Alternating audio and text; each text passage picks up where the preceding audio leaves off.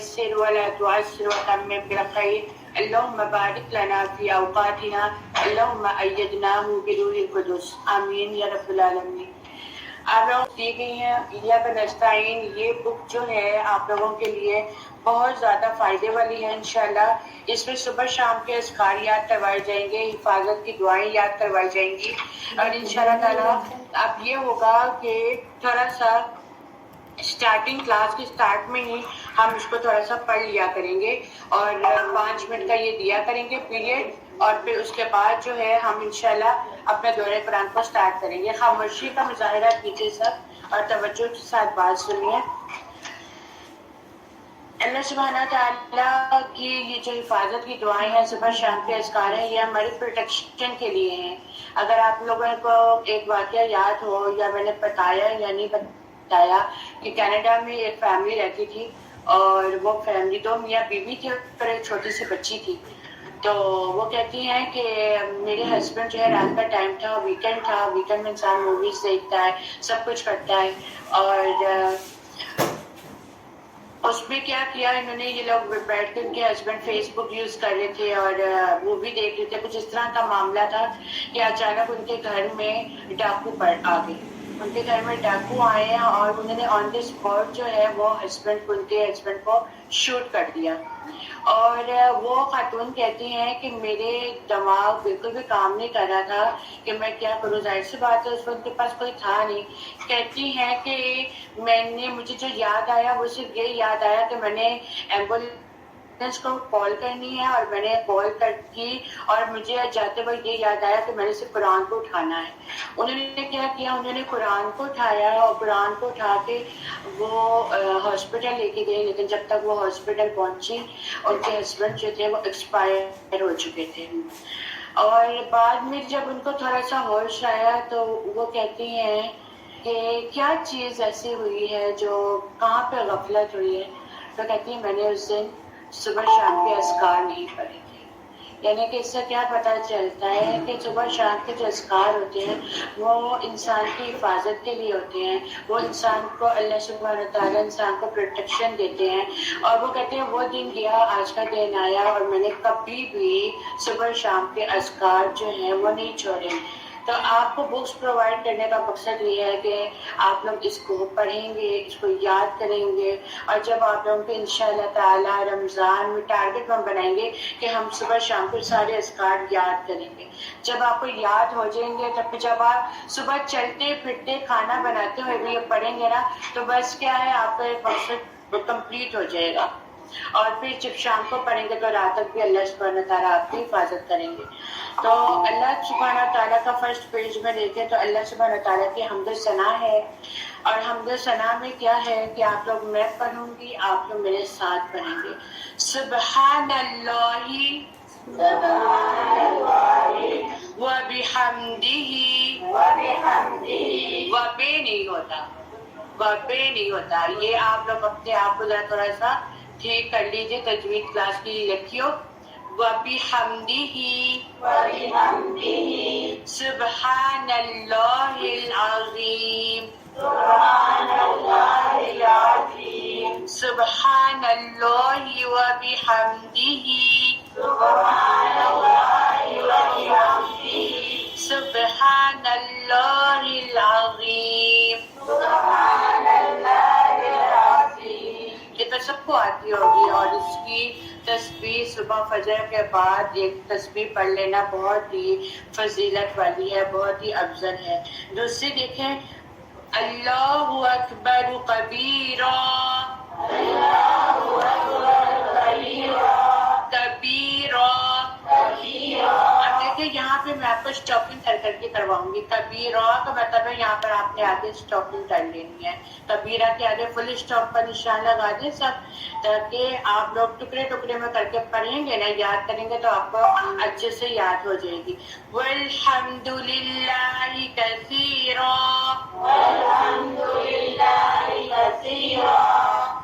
وسبحان اللہ بکرۃ واصیلا.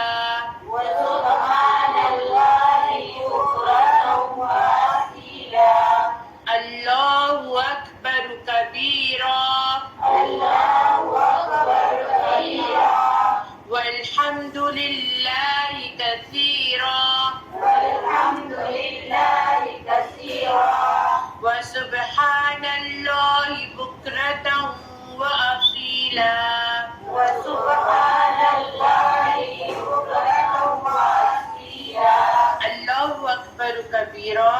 اللہ سب سے بڑا ہے. والحمدللہ کثیرا، بہت بڑا اور کثرت سے سب تعریف اللہ ہی کے لیے ہے. وسبحان اللہ بکرۃ و اصیلا، اور صبح اور شام اللہ کی پاکی ہے.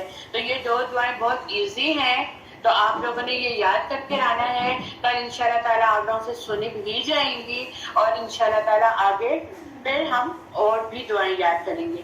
ٹھیک ہے انشاءاللہ. یہ آپ نے واپس رکھ دیں گے، ٹھیک ہے، کلاس کے بعد رکھ لیجیے گا. ٹھیک ہے جی، 10واں پارہ اسٹارٹ کرنے جا رہے ہیں. الحمدللہ. شروع کرتی ہوں اللہ کے نام سے جو بڑا مہربان نہایت رحم کرنے والا ہے.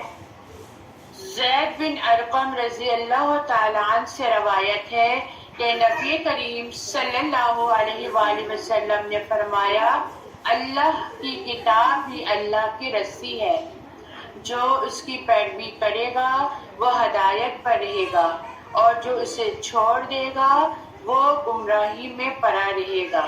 تو ہم سب کے لیے لازم ہے کہ ہم اللہ کی کتاب کو پکڑے رکھیں. اور پکڑنے کا مطلب یہ نہیں ہاتھ میں پکڑنا، اس کا مطلب ہے کہ اپنے آپ کو قرآن کے مطابق، اس کے اللہ کے احکامات کے مطابق ڈھالنا، تاکہ ہم سیدھے راستے پہ رہیں. اور کن لوگوں کے راستے پر؟ جن پر اللہ سبحانہ تعالیٰ نے انعام کیا، انعمت علیہم. ٹھیک ہے، صراط الذین انعمت علیہم، جس پر اللہ سبحانہ تعالیٰ نے انعام کیا ہے. اور قرآن مجید کی رسی کو تھامنے کا مقصد یہ ہے کہ ہم نے اس کو پڑھتے رہنا ہے، ہم نے اس کو سمجھ کے پڑھنا ہے، اس پہ ہم نے تدبر کرنا ہے، اس پہ ہم نے تذکر کرنا ہے. اور اللہ سبحانہ و تعالیٰ کی کہی ہوئی نشانیاں جو اس نے قرآن پاک میں واضح طور پر بتا دی ہیں، ان پر ہم نے غور و فکر کرتے ہوئے چلنا ہے. اہل عقل اسے حاصل کرتے ہیں، اہل عقل اس کو سمجھ کر پڑھتے ہیں، اہل عقل اس کو تھام کے پڑھتے ہیں. اور جب بھی وہ قرآن کی تلاوت کرتے ہیں تو یہ نہیں کہ وہ پڑھتے ہی چلے جاتے ہیں، وہ رک کر اس کے معنی کو سمجھ کر اور اس پہ غور و فکر کرتے ہوئے چلتے ہیں. الحمدللہ ہمارے جو 9 پارے گزر چکے ہیں، مجھے پوری امید ہے کہ اس پہ کوئی نہ کوئی بات تو آپ لوگوں کے دل پہ اثر کی ہوگی، کوئی نہ کوئی ایک بات تو کی ہوگی. کی ہے کیا لشبہ؟ آپ کو کیا اثر کی ہے بات؟ جلدی سے بتائیں تاکہ ہم آگے چلیں. شاباش شاباش، جلدی بولیں. قرآن نے کیا آپ کے دل پہ افیکٹ ڈالا ہے؟ آپ کی شخصیت پہ کیا افیکٹ ڈالا ہے؟ آپ کو کیا اس کا رزلٹ مل رہا ہے؟ کہ صرف آپ آ رہی ہیں، ٹائم پاس کر رہی ہیں، جا رہی ہیں، یہ اس طرح کر رہی ہیں آپ؟ یا آ رہی ہے ایک دوسرے کو چوٹی کاٹی، باتیں کی، گپے ماری اور چلے گئے؟ بتائیے. شاباش. آپ بتائیے. آپ فاطمہ نام ہے نا آپ کا؟ نماز پڑھنی ہے. نماز تو ہم ویسے بھی پڑھتے ہیں، نماز تو ہم نے پڑھنی ہے. قرآن مت پڑھے نہ پڑھے، نماز تو فرض ہے. اللہ کے راستے پہ چلے. اللہ کا راستہ کون سا راستہ ہے؟ دین کا راستہ ہے، صرف دین کا راستہ. آپ دین کو کیا سمجھتے ہیں؟ تقویٰ کا راستہ ہے. شاباش، تقویٰ کا راستہ ہے. بولا کرے، اگر آتا ہے تو بولا کرے، ایک دوسرے کے انتظار میں نہ بیٹھا کرے. فاستبقوا الخیرات. کیا پڑھا ہے آپ لوگوں نے؟ کیا مطلب ہے فاستبقوا الخیرات؟ ٹرانسلیشن کہتے ہیں کہ صبر جو ہے بار بار ماشاءاللہ مما نے اس بات کا بہت زیادہ تقویٰ ہے، اور بھی پھر وہ بڑھ جاتا ہے. وہ بہت ایک لیول ہوتا ہے نا کہ صبر نہیں آتا، اور جب ہم پھر قرآن پڑھ لیتے ہیں نا پھر وہ ایک لیول وہ ہوتا ہے کہ اتنا انتہا پہ صبر آ جاتا ہے کہ پھر بس آنسو نکلتے ہیں نا تو سجدے میں نکلتے ہیں. انسان کہتا ہے کہ بس دنیا تو ویسے نہیں فضول ہے، ہمیں عمل بھی نہیں. بالکل ایسے سب سے زیادہ اس بات کا اثر ہے کہ جتنا بھی ہم پڑھتے ہیں اس کو سمجھ کے پڑھیں. سمجھ کے پڑھنے، اور پھر سمجھ کے پڑھنے کے ساتھ ساتھ جو برائی کے کام ہم کرتے چلے آ رہے ہیں ان کو ہم لوگوں نے چھوڑ دینا ہے، بدعات کو ہم لوگوں نے چھوڑ دینا ہے. اور جو اللہ سبحانہ تعالیٰ نے حکم دیا ہے کرنا تو مشکل ہے، کرنا مشکل ہے، لیکن جب ایک دفعہ انسان کر لیتا ہے نا تو پھر آسانیاں ہی آسانیاں ہو جاتی ہیں. پھر انسان اپنے دل کو تھکاتا نہیں ہے. और वही सिला रहमी का सिला रहमी का, बिल्कुल। हालांकि ये बहुत मुश्किल चीज है कि कोई हमारे साथ बुरा कर रहा है और हम कैसे उसके साथ अच्छा चले, ये बहुत बड़ा इम्तिहान होता है।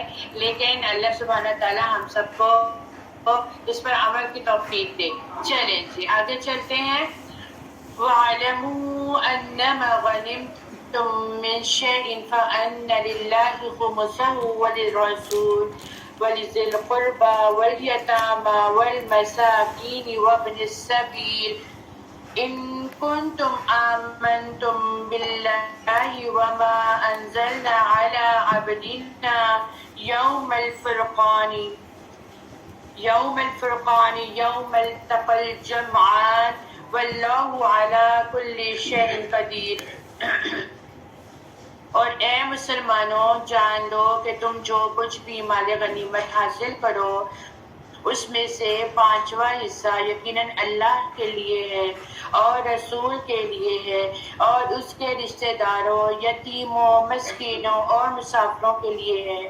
अगर तुम अल्लाह पर ईमान लाए हो, उस पर जो हमने अपने बंदे पर फैसले के दिन उतारा, जिस दिन 2 फौजों में टकराव हुआ था, और अल्लाह हर चीज पर खूब कुदरत रखने वाला है। जंग बदर के पस मंजर में यह आयत नाजिल हुई है। जंग बदर में मुसलमानों को माल गनीमत हासिल हुआ था। उस वक्त माल गनीमत के बारे में वाज़ेह हुक्म नहीं आया था। इस बिना पर मुसलमानों में आपस में हर वक्त कशमकश रहती थी, थोड़ी बहुत कशमकश रहती थी, और हर एक ने अपना हिस्सा जिताने की कोशिश की और आपस के ताल्लुकात सही करने को कहा गया। फिर तरबियत करने के बाद यहाँ पर वो तरीका बताया जा रहा है जो माले जंग में हासिल होगा और वो किस तरह तकसीम होगा। माले गनीमत पिछली उम्मतों के लिए हलाल नहीं था, लेकिन रसूलुल्लाह सल्लल्लाहु अलैहि वसल्लम ने फरमाया, मेरे लिए माले गनीमत हलाल कर दिया गया है और इसकी तकसीम किस तरह होगी कि इसके 5 हिस्से होंगे और 5वां हिस्सा जो होगा वो अल्लाह के लिए और रसूल के लिए होगा। अल्लाह के लिए इसलिए कि अल्लाह ताला को हमारे मालों में से कुछ ज़रूरत नहीं है। बाद लोगों के जहन में आता है कि अल्लाह के लिए 5वां हिस्सा माल में से कैसे निकालना है। अल्लाह को हमारे माल की ज़रूरत नहीं है, लेकिन ये अल्लाह के लिए सिर्फ बरकत के लिए आया है। और वरना अल्लाह तो खुद सारा रिज़्क़ का मालिक है, पूरी कायनात का मालिक है, रिज़्क़ देने वाली अल्लाह ही की ज़ात है। तो अल्लाह ताला को हमारे मालों में से कुछ नहीं चाहिए, लेकिन ये 5वां हिस्सा रसूलुल्लाह सल्लल्लाहु अलैहि वसल्लम के कराबतदारों, मस्कीनों और जो बाकी हिस्सा जंग में शिरकत करने वाले आते थे उनके लिए था, और जो पैदल चल कर आते थे उनके लिए एक हिस्सा था, और जो घुड़सवार होकर आते थे उसके लिए 2 हिस्से थे, एक उसका और एक उसके घोड़े का। तो इसी तरह माले गनीमत को तकसीम करने का हुक्म दे दिया गया। माले गनीमत जो है वो अमानत है। रसूलुल्लाह सल्लल्लाहु अलैहि वसल्लम ने फरमाया, माले गनीमत में से सुई या धागा या इससे कम दर्जे की चीज भी हो, इसे वापस कर दो। यानी तकसीम से पहले किसी को सुई के बराबर भी माल में से कुछ भी हिस्सा लेने की इजाजत नहीं है। फिर कहा जाता है, इस अंतुम बिल उद्वतिद दुनिया व हुम बिल उद्वतिल कुस्वा वररक़्बु अस्फल मिनकुम। और जबकि तुम मैदान बदर के करीब वाले किनारे पर थे और वो काफिर दूर वाले किनारे पर थे, और कुरैश का तिजारती काफिला तुमसे बहुत नीचे बहरा कलज़म के साहिल की तरफ था। और अगर तुम दोनों फरीके जंग के लिए आपस में वादा करते तो मुकर्रर वक्त पर जरूर इख्तलाफ करते, और लेकिन हुआ ये कि दोनों गिरोह जो थे वो आमने सामने आ गए ताकि अल्लाह उस काम को पूरा कर दे जो होने वाला था, ताकि जो हलाक हो वो हुज्जत कायम होने से हलाक हो, और जो जिंदा रहे वो दलील से हक को पहचान कर जिंदा रहे। और बेशक अल्लाह खूब सुनने वाला और खूब जानने वाला है।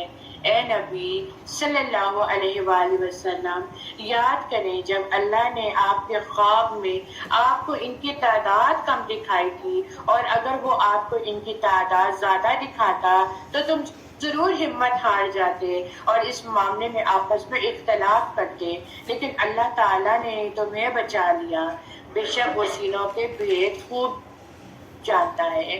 کم تعداد کی اور زیادہ تعداد آمنے سامنے ہو تو کم تعداد والے ویسے ہی ہمت چھوڑ دیتے ہیں، اور اگر ان کو یہ ایسا دکھا دیا جاتا تو وہ میدان جنگ سے ہی بھاگ جاتے، لیکن اللہ سبحانہ تعالیٰ جو ہے وہ ہر طرح کے جو فیصلے اس کے ہوتے ہیں وہ بالکل کارساز ہوتے ہیں، اور اللہ سبحانہ تعالیٰ کے فیصلے جو ہوتے ہیں وہ حکمت پر مبنی ہوتے ہیں۔ بے شک وہ سینوں کے بھید خوب جانتا ہے، اور اے مسلمانوں یاد کرو جب تم کافروں کے آمنے سامنے ہوئے تو اللہ نے انہیں تمہاری نظروں میں تھوڑا دکھایا اور تمہیں ان کی نظروں میں تھوڑا دکھایا، تاکہ اللہ اس کام کو پورا کر دے جو ہونے والا تھا، اور سب کام اللہ ہی کی طرف لوٹتے ہیں، یعنی کہ سارے کام کرنے تو اسی نے ہے۔ تو جب کوئی مصیبت آ جائے تو ہمیں کس کی طرف رجوع کرنا چاہیے؟ یہاں پہ یہ طریقہ سکھایا جا رہا ہے۔ کوئی مصیبت آتی ہے، کوئی پریشانی آتی ہے، واویلا مچانے کی بجائے، اپنے دل کو تھکانے کی بجائے، دل تو تھک چکا ہوتا ہے لیکن مزید تھکانے کی بجائے اللہ سے رجوع کریں۔ اللہ سے رجوع کرتے ہیں تو اللہ سبحانہ تعالیٰ ویسے ہی آپ کے اوپر ایک سکینت طاری کر دیتا ہے۔ مسلمان جنگ میں تھے، یہاں پہ بتایا جا رہا ہے مسلمان جنگ میں تھے، کوشش میں تھے، انہوں نے سب کچھ میدان جنگ میں اسلام کے لیے حاصل کر دیا تھا، لیکن صرف تمہاری کوششوں سے تمہیں یہ کامیابی حاصل نہیں ہوئی، بلکہ یہ تو صرف اللہ سبحانہ تعالیٰ کی طرف سے آئی ہے۔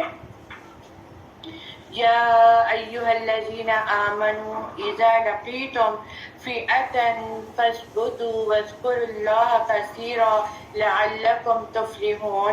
اے ایمان والو، جب کسی گروہ سے تمہارا آمنا سامنا ہو تو ثابت قدم رہو اور اللہ کو بہت یاد کرو تاکہ تم فلاح پا جاؤ۔ یہاں پہ دیکھیں فَاثْبُتُوا، ثابت قدمی ہر معاملے میں بہت زیادہ ضروری ہے۔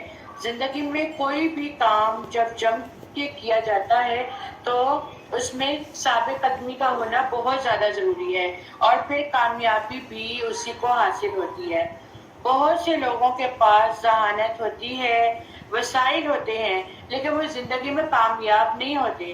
کیوں کامیاب نہیں ہوتے؟ کیونکہ ان کے پاس مستقل مزاجی نہیں ہوتی ہے۔ کیوں؟ وہ ایک کام شروع کرتے ہیں، وہ پورا نہیں ہوتا، اس کو بیچ میں چھوڑ کر دوسرا کام شروع کرنا شروع کر دیتی ہے۔ تو کیا کہا جاتا ہے، جو بھی کام آپ کرو اس کے لیے پختہ ارادے کی بہت زیادہ ضرورت ہے، اور اس میں نیت کا خالص ہونے کی بہت زیادہ ضرورت ہے۔ ایک کام پر سوچا ہے، جب آپ لوگوں نے سوچا ہے ہم نے دورہ قرآن میں جانا ہے، تو پھر اس میں ہیلا بہانوں کی ضرورت نہیں ہے۔ آج یہ ہو گیا، آج وہ ہو گیا، آج طبیعت خراب ہے، آج کر نہیں سکتے، آج بس باجی دل نہیں کر رہا تھا آنے کو، آج بس پیپر تھا، یہ تھا وہ تھا، تو اس لیے یہ چیز نہیں ہوتی ہے۔ اب کیا ہے، ایک چیز شروع کی ہے، عادی کی ہے اور اس کو چھوڑ دیا، کچھ اور شروع کر دیا، اور پھر اینڈ آف دی ڈے تک وہ کام مکمل ہی نہیں ہوتے ہیں، وہ لٹک جاتے ہیں نا کام، وہ مکمل ہی نہیں ہوتے ہیں۔ تو اس لیے یہاں پہ کہا گیا کہ انسان کو جو بھی کام کرنا چاہیے اس میں پختگی ہونی چاہیے، اور دین کا معاملہ ہو یا دنیا کا معاملہ ہو، کسی چیز کو جب اختیار کرے تو شرع صدر کے ساتھ اختیار کرے۔ شرع صدر کا ہونا بہت زیادہ ضروری ہے، چاہے وہ آپ دنیا کا کام کریں چاہے وہ آپ دین کا کام کریں، دونوں چیزوں میں آپ کا شرع صدر کا ہونا، آپ کا مستقل جم جانا، آپ کا ثابت قدم ہو جانا، یہ انتہائی ضروری ہے۔ اور جب انسان پکا ارادہ کر لیتا ہے نا، شیطان کی طرح مرضی آپ لوگوں کو تنگ کر لے، جتنا مرضی آپ لوگوں کو ورگلا لے، آپ اگر قدم جم گئے ہیں نا تو پھر آپ اس چیز سے پیچھے نہیں ہٹتے، پھر اوپر سے اللہ کی مدد آتی ہے۔ یہ ایمان ہے، ایمان پختہ ہو جائے نا اس چیز پر تو آپ یقین کریں کہ اللہ سبحانہ تعالیٰ بھی بندے کو اس کے گمان کے مطابق دیتا ہے۔ اس لیے کوئی بھی کام کرے، دین کا کرے، کوئی بھی کرے، یہ نہیں کہنا چاہیے اللہ ہی نہیں چاہ رہا تھا اس لیے ہم نہیں آئے۔ یہ بات نہیں. آپ کا دل نہیں چاہ رہا تھا تو پھر اس کے بعد اللہ تعالیٰ نے آپ کو ہدایت نہیں دی. جب ہمارا دل نہیں چاہتا نا تو پھر ہم اللہ کو بلیم نہیں کر سکتے ہیں. ہم اپنے آپ کو ہمیں بلیم کرنا چاہیے. ہمارے اندر کہاں پہ خرابی ہے, کہاں پہ خامی ہے جو ہم پیچھے ہو گئے, جو ہم نے یہ کرنا تھا لیکن نہ کر سکے.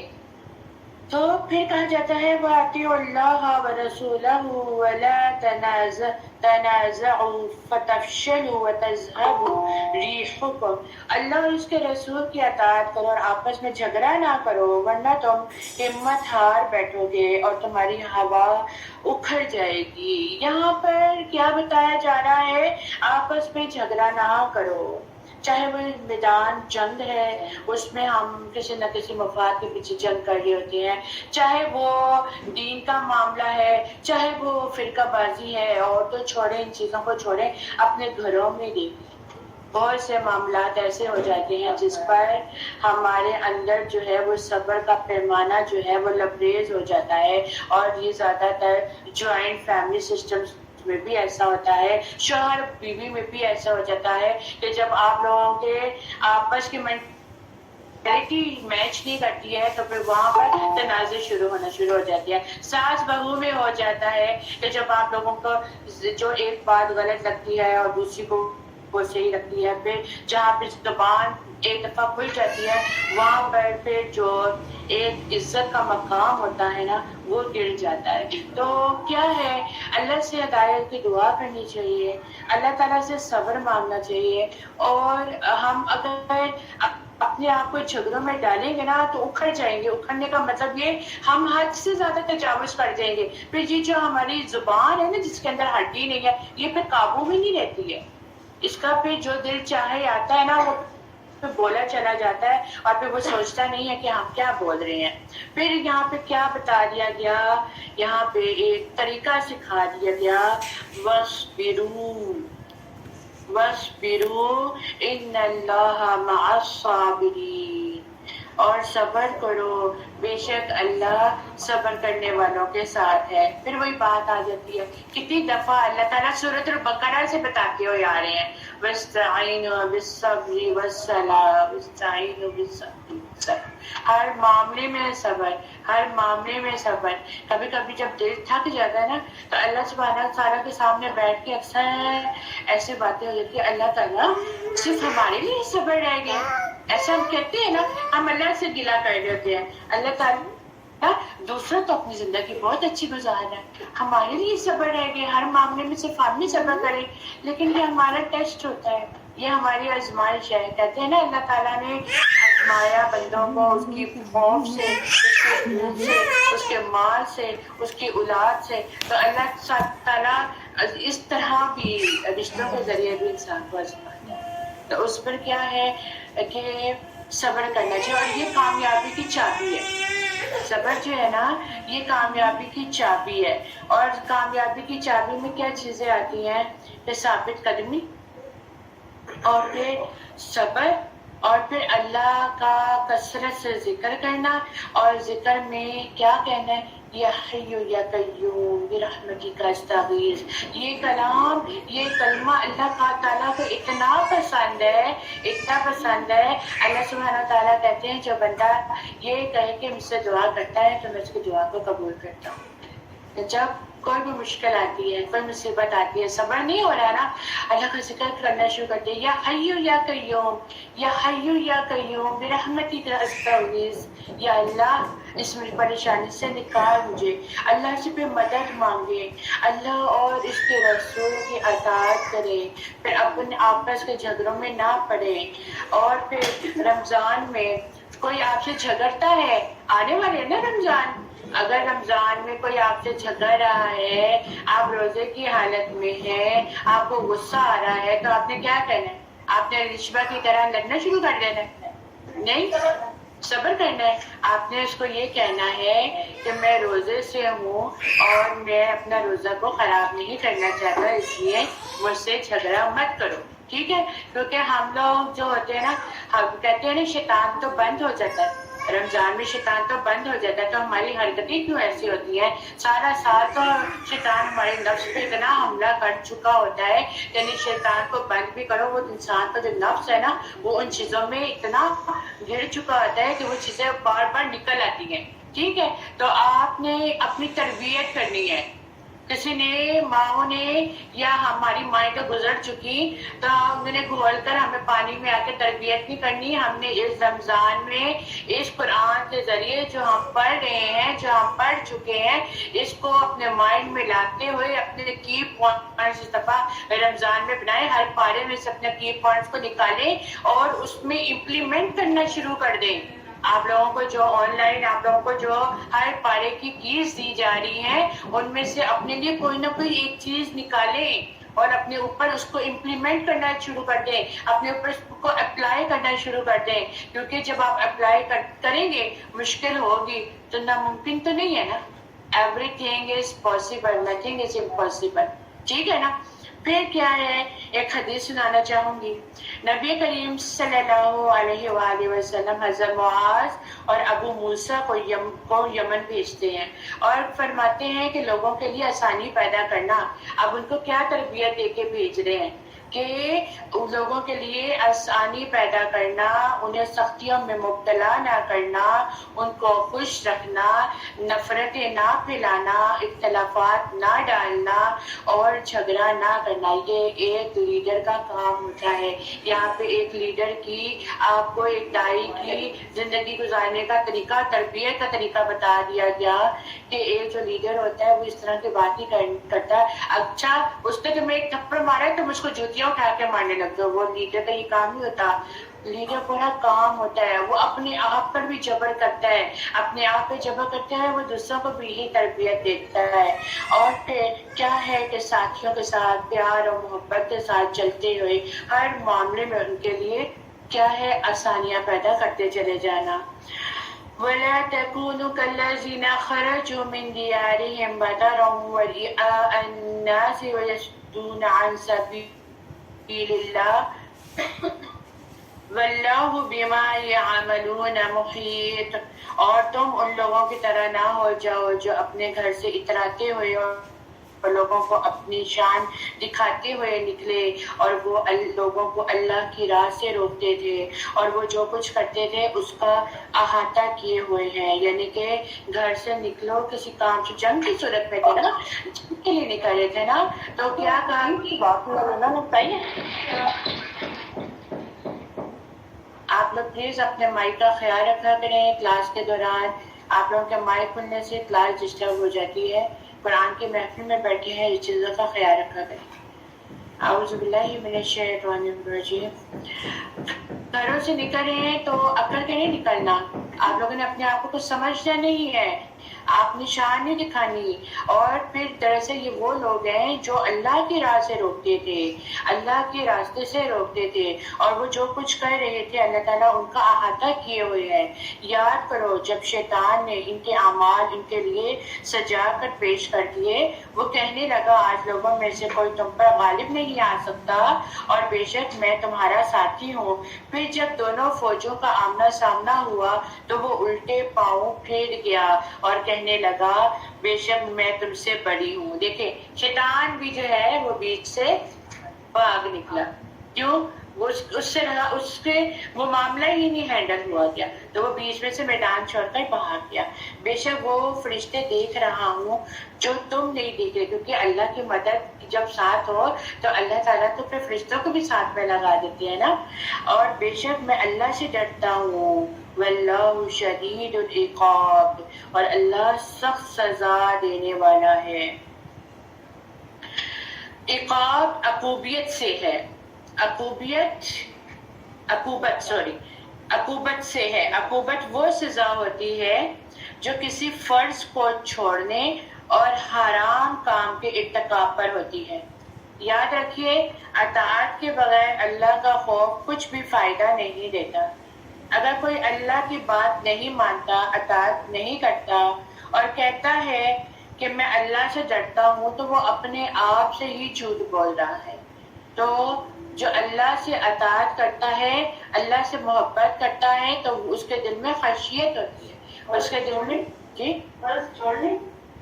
فرض کو چھوڑنا حرام کا، تو وہ اللہ کی اطاعت جو کرتا ہے وہ اللہ کی خشیت کو پاتا ہے، تقویٰ اختیار کرتا ہے، تو وہ اس طرح کی باتیں نہیں کیا کرتا۔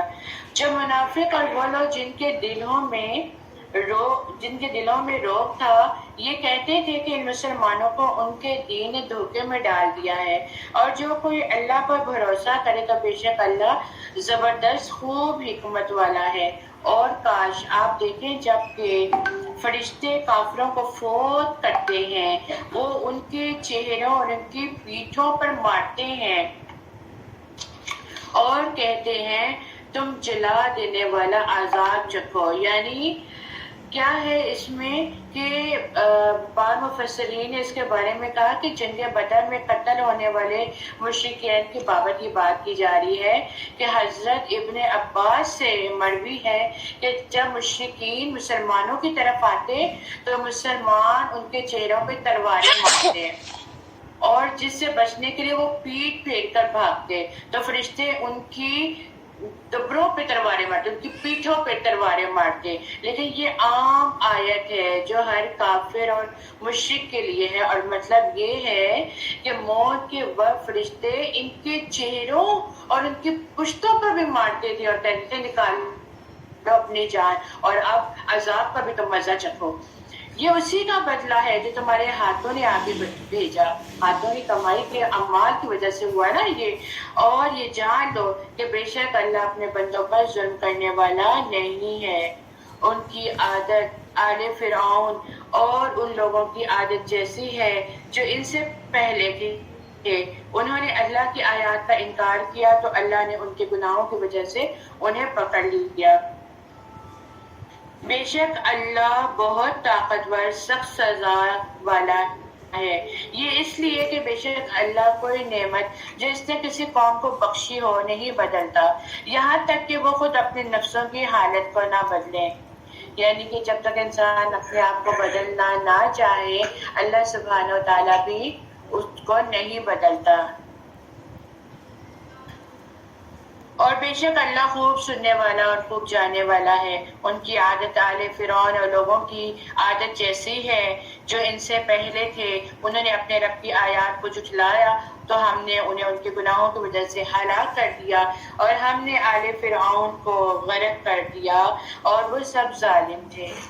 کفار قریش کو یہاں پہ بتایا جا رہا ہے کہ آج تمہارے سے بھی پہلے مخالفین کا یہی انجام ہوا تھا، جو آج تمہارے ساتھ بھی ہو رہا ہے وہی حال تمہارے ساتھ بھی ہو رہا ہے، اور ان کی قوموں کو تباہ کر دیا گیا، اور نبی پاک صلی اللہ علیہ وآلہ وسلم کی قوم میں سے جو ایمان لے کر آئے تھے ان کو بچا لیا گیا، اور جنہوں نے نہیں مانا ان میں سے کچھ جنگ بدر میں مارے گئے، اور کچھ آگے آپ پڑھیں گے کہ سورہ توبہ میں پتہ چلے گا کہ ان کا انجام کیا ہوا تھا۔ بے شک زمین پر چلنے پھرنے والوں میں سے اللہ کے نزدیک بدترین وہ لوگ ہیں جنہوں نے کفر کیا پھر وہ ایمان نہیں لاتے، وہ جن سے آپ نے معاہدہ کیا پھر وہ ہر بار اپنا عہد کو توڑ ڈالتے ہیں، اور وہ اللہ سے ذرا بھی نہیں ڈرتے۔ پھر اگر آپ ان کو لڑائی میں پائیں تو ان کے ساتھ ان لوگوں کو بھی بھگا دیں جو ان کے پیچھے ہوں، شاید کہ وہ نصیحت پکڑیں۔ اور اگر آپ کو کسی قوم کی طرف سے خیانت کا خوف ہو تو برابری کی سطح پر ان کا عہد ان کے منہ پر دے ماریں، بے شک اللہ خیانت کرنے والوں کو پسند نہیں کرتا۔ اور جن لوگوں نے کفر کیا وہ یہ خیال نہ کریں کہ وہ سبقت لے جائیں گے، بے شک وہ اپنی چالوں سے اللہ کو عاجز نہیں کر سکتے۔ یاد رکھیے کسی کے ساتھ برا کر کے اپنی چالیں چلا کر اپنے آپ کو یہ مت سمجھا کریں کہ ہم کامیاب ہیں، کیونکہ ہم تو پھر وقت کے لیے بھول جاتے ہیں کہ ہم سے اوپر بھی کوئی ایک ذات بیٹھی ہوئی ہے جو ہر ایک فیصلہ کرنے پہ تیار رہتی ہے اور وہ سب کچھ دیکھ رہی ہے۔ اور ان کافروں کے مقابلے کے لیے تم مقدور بھر قوت اور بندھے ہوئے گھوڑے تیار رکھو جن سے تم اللہ کے دشمنوں اور اپنے دشمنوں کو ان کے علاوہ دوسروں کو ڈرائے رکھو جنہیں تم نہیں جانتے مگر اللہ انہیں جانتا ہے، اور تم اللہ کی راہ میں جو کچھ خرچ کرو گے تمہیں اس کا پورا پورا ثواب دے دیا جائے گا اور تم پر ظلم نہیں کیا جائے گا۔ اے نبی، اگر وہ صلح کی طرف مائل ہو تو آپ بھی اس کی طرف مائل ہو جائیں اور اللہ پر بھروسہ رکھیں، بے شک وہی خوب سننے والا اور جاننے والا ہے۔ اور اگر وہ آپ کو دھوکہ دینا چاہیں تو بے شک آپ کے لیے اللہ ہی کافی ہے، پھر غم نہیں کرنا، پھر اللہ ہی کافی ہے۔ کوئی کسی کے ساتھ برا کر دے تو آپ کو دھوکہ دینا چاہ رہا ہے، آپ کے ساتھ چال بازی کر رہا ہے، تو آپ کے لیے یہ ذہن میں رکھے، جہاں نبی پاک صلی اللہ علیہ وسلم کو تسلی دی جا رہی ہے وہاں یہ حکم ہمارے لیے بھی عام ہے کہ پھر اللہ پر ہی بھروسہ رکھیں، وہی تو ہے جس نے اپنی مدد سے اور مومنوں سے آپ کی تائید کی، اس نے اس مومنوں کے دلوں میں الفت ڈال دی۔ اگر آپ دنیا بھر کے سب خزانے خرچ کر دیتے تو بھی ان کے دلوں میں الفت پیدا نہ کر سکتے، لیکن اللہ ہی نے ان میں الفت ڈالی، بے شک وہ زبردست اور خوب حکمت والا ہے۔ یہاں پہ کیا بات سمجھائی جا رہی ہے کہ لوگوں کو مال سے خریدا نہیں جا سکتا۔ مال کے ذریعے تو وقتی فائدہ تو ہو سکتا ہے، وقتی فائدہ تو آپ دوسروں کو دے سکتے ہیں، محبت نہیں دے سکتے۔ دل اللہ کے ہاتھ میں ہے اور اللہ جس کے دلوں میں محبت ڈالنا چاہے تو ڈال دیتا ہے۔ ہم اکثر اپنے بہن بھائیوں کی روش سے، اپنی اولاد کی روش سے، میاں بیوی کی روش سے کہ جی وہ ہمارے سے اچھے نہیں ہیں، کوئی ایسا وظیفہ بتائیں کہ ہمارے شوہروں کے دلوں میں ہمارے لیے محبت پیدا ہو جائے، تو اللہ سے دعا کیا کریں، اللہ سے دعا کیا کریں، اللہ تعالیٰ میرے وہ بہن بھائی جو مجھے پوچھتے نہیں ہیں، اللہ تعالیٰ ان کے دل میں میرے لیے محبت ڈال دے، اللہ تعالیٰ یہ اولاد جو ہے، اللہ تعالیٰ اس اولاد کو میرے حق میں بہتر بنا دے، میرا فرما بردار بنا دے، اور اللہ تعالیٰ تو نے جس بندھن کے ساتھ مرد اور شوہر، مرد اور عورت کو جوڑا ہے، میاں اور بیوی کا رشتہ بنایا ہے، اس میں الفت تو نے ہی ڈالنی ہے۔ اللہ سے دعا کیا کریں اور اللہ سے دعا کرتے ہوئے اپنے معاملے کو لے کے چلا کریں۔ ابن عباس کہتے ہیں بے شک اللہ دلوں کو جب ایک دوسرے کے قریب کر دیتا ہے تو کوئی چیز بھی اس کو دور نہیں کر سکتی، یعنی کوئی ایک دوسرے کے خلاف بھڑکائے بھی تو کوئی نقصان کسی کو نہیں پہنچا سکتا۔ تو آسان نسخہ بتا دیا گیا ہے، اور آسان نسخہ کیا بتا دیا گیا ہے؟ سورۃ الفاتحہ کی آیت کو یاد کر لیجئے، ایاک نعبد و ایاک نستعین، کہ تیرے ہی بندے ہیں، تو ہی نے ہمارے مسئلے حل کرنا ہے، تو نے ہی ہماری مدد کرنی ہے، اور تو نے ہی ہمارے آپس کے معاملات میں اصلاح کرنی ہے، تو اس لیے دعائیں مانگتے رہا کریں۔ آ رہا ہے نا رمضان، آ رہا ہے نا، راتوں کی تاریکیوں میں اللہ تعالیٰ سے دعا کرنی ہے، اللہ تعالیٰ سے مانگنا ہے، اللہ تعالیٰ سے اپنے دل کا سکون مانگنا ہے، اللہ سے دعا کرتے ہوئے اس کو پا لینا ہے، اللہ کا قرب حاصل کرنا ہے۔ اس دفعہ کا ٹارگٹ بنا لیں، اللہ تعالیٰ مجھے تیری محبت چاہیے، جب مجھے تیری محبت مل جائے گی نا تو پھر مجھے دنیا کی بھی محبت مل جائے گی، جب مجھے تیری محبت مل جائے گی تو اللہ تعالیٰ خود ہی فرشتوں کے ذریعے ہمارے دلوں میں محبت ڈال دیں گے۔ تو اللہ تعالیٰ سے محبت مانگتے رہا کریں۔ پھر کہا جاتا ہے یا ایھا النبی حسبک اللہ ومن اتبعک من المؤمنین، اے نبی آپ کے لیے اللہ کافی ہے اور ان لوگوں کے لیے جو مومنوں میں سے آپ کی پیروی کرتے ہیں۔ اے نبی مومنوں کو جہاد پر ابھاریے، اور اگر تم میں سے صبر کرنے والے ہوں تو وہ تم میں 20 صبر کرنے والے ہوں تو وہ 200 کافروں پر غالب آ جائیں گے، اور اگر تم میں 100 صابر ہوں تو وہ 1000 کافر پر غالب آ جائیں گے، اس لیے کہ وہ لوگ کچھ بھی سمجھ نہیں رکھتے۔ اب اللہ نے تم سے تخفیف کر دی اور اس نے جان لیا کہ تمہارے اندر کچھ کمزوری ہے، چنانچہ اگر تم میں تم میں 100 صبر کرنے والے ہوں تو وہ 200 کافروں پر غالب آئیں گے، اور اگر تم میں سے 1000 ایسے ہوں تو وہ اللہ کے حکم سے 2000 پر غالب آ جائیں گے۔ واللہ مع الصابرین، اور اللہ صبر کرنے والوں کے ساتھ ہے۔ ما كان لنبي أن يكون له أسرى حتى يثخن في الأرض، نبی کے ہاتھ میں قیدی نہیں چاہیے جب تک کہ ملک میں اچھی طرح خون ریزی کی جنگ نہ ہو جائے۔ تم تو دنیا کے مال چاہتے ہو اور اللہ کا ارادہ آخرت کا ہے، اور اللہ روز اور بڑا حکمت والا ہے۔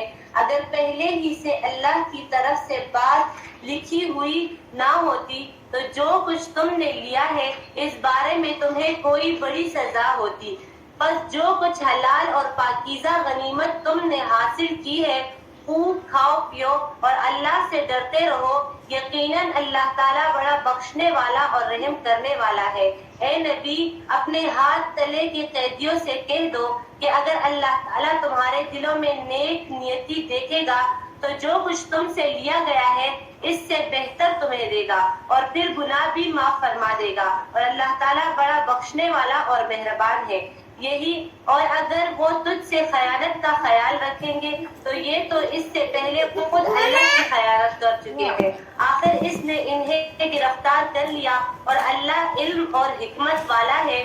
جو لوگ ایمان لائے اور ہجرت کی اور اپنے مالوں اور جانوں سے اللہ کی راہ میں جہاد کیا، اور جن لوگوں نے ان کو جگہ دی اور مدد کی، یہ سب آپس میں ایک دوسرے کے رفیق ہیں۔ اور جو ایمان تو لائے لیکن ہجرت نہیں کی، تمہارے لیے ان کی کچھ بھی رفاقت نہیں جب تک کہ وہ ہجرت نہ کرے۔ ہاں، اگر وہ تم سے دین کے بارے میں مدد طلب کرے تو پھر تم مدد ضرور کرنا، سوائے ان لوگوں کے کہ تم میں اور ان میں عہد و پیمانہ ہے۔ تم جو کچھ کر خوب دیکھتا ہے۔ کافر آپس میں ایک دوسرے کے رفیق ہیں۔ اگر تم نے ایسا نہ کیا تو ملک میں فتنہ ہوگا اور زبردست فساد ہوگا۔ والذین آمنوا وحاجروا وجاہدوا فی سبیل اللہ والذین آووا والنصاروا اولئک هم المؤمنون حقا، جو لوگ ایمان لائے اور ہجرت کی اور اللہ کی راہ میں جہاد کیا اور جنہوں نے جگہ دی اور مدد فرمائی، یہی لوگ سچے مومن ہیں، ان کے لیے بخشش ہے اور عزت کی روزی ہے۔ اور جو لوگ اس کے بعد ایمان لائے اور ہجرت کی اور تمہارے ساتھ ہو کر جہاد کیا، بس یہ لوگ بھی تم سے ہیں اور رشتے ناتے والے ان میں سے بعض سے زیادہ نزدیک ہے اللہ کے حکم میں، بے شک اللہ تعالیٰ ہر چیز کا جاننے والا ہے۔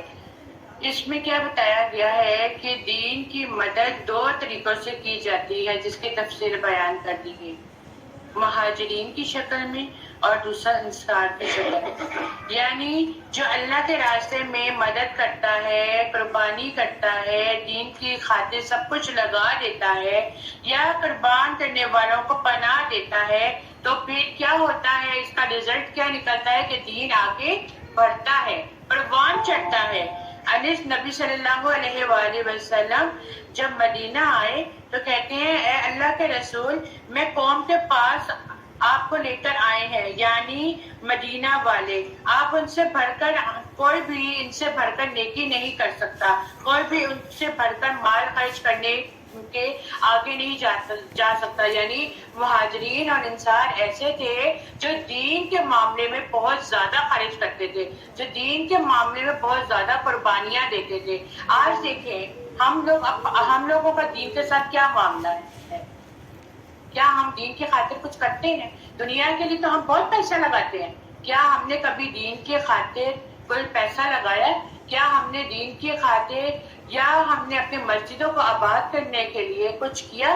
ہم نے ایسا کچھ بھی نہیں کیا، کیونکہ ہم اس کو ترجیح نہیں دیتے ہیں، کیونکہ ہم کہتے ہیں کہ یہ ہمارا کام نہیں ہے، جو اس پہ بس رہے ہیں، جو کر رہے ہیں، یہ ان کا کام ہے۔ لیکن جو دیندار ہوتا ہے، جو مہاجر ہوتا ہے، وہ یہ نہیں دیکھتا کہ اس کا کام ہے، وہ دین کے لیے، اس کی مدد کرنے کے لیے ہمیشہ تیار رہتا ہے اور ہمیشہ آگے بڑھتا ہے، اور ایسے ہی لوگوں کے سے دین جو ہے وہ پروان چڑھتا ہے اور بلندی ملتی ہے۔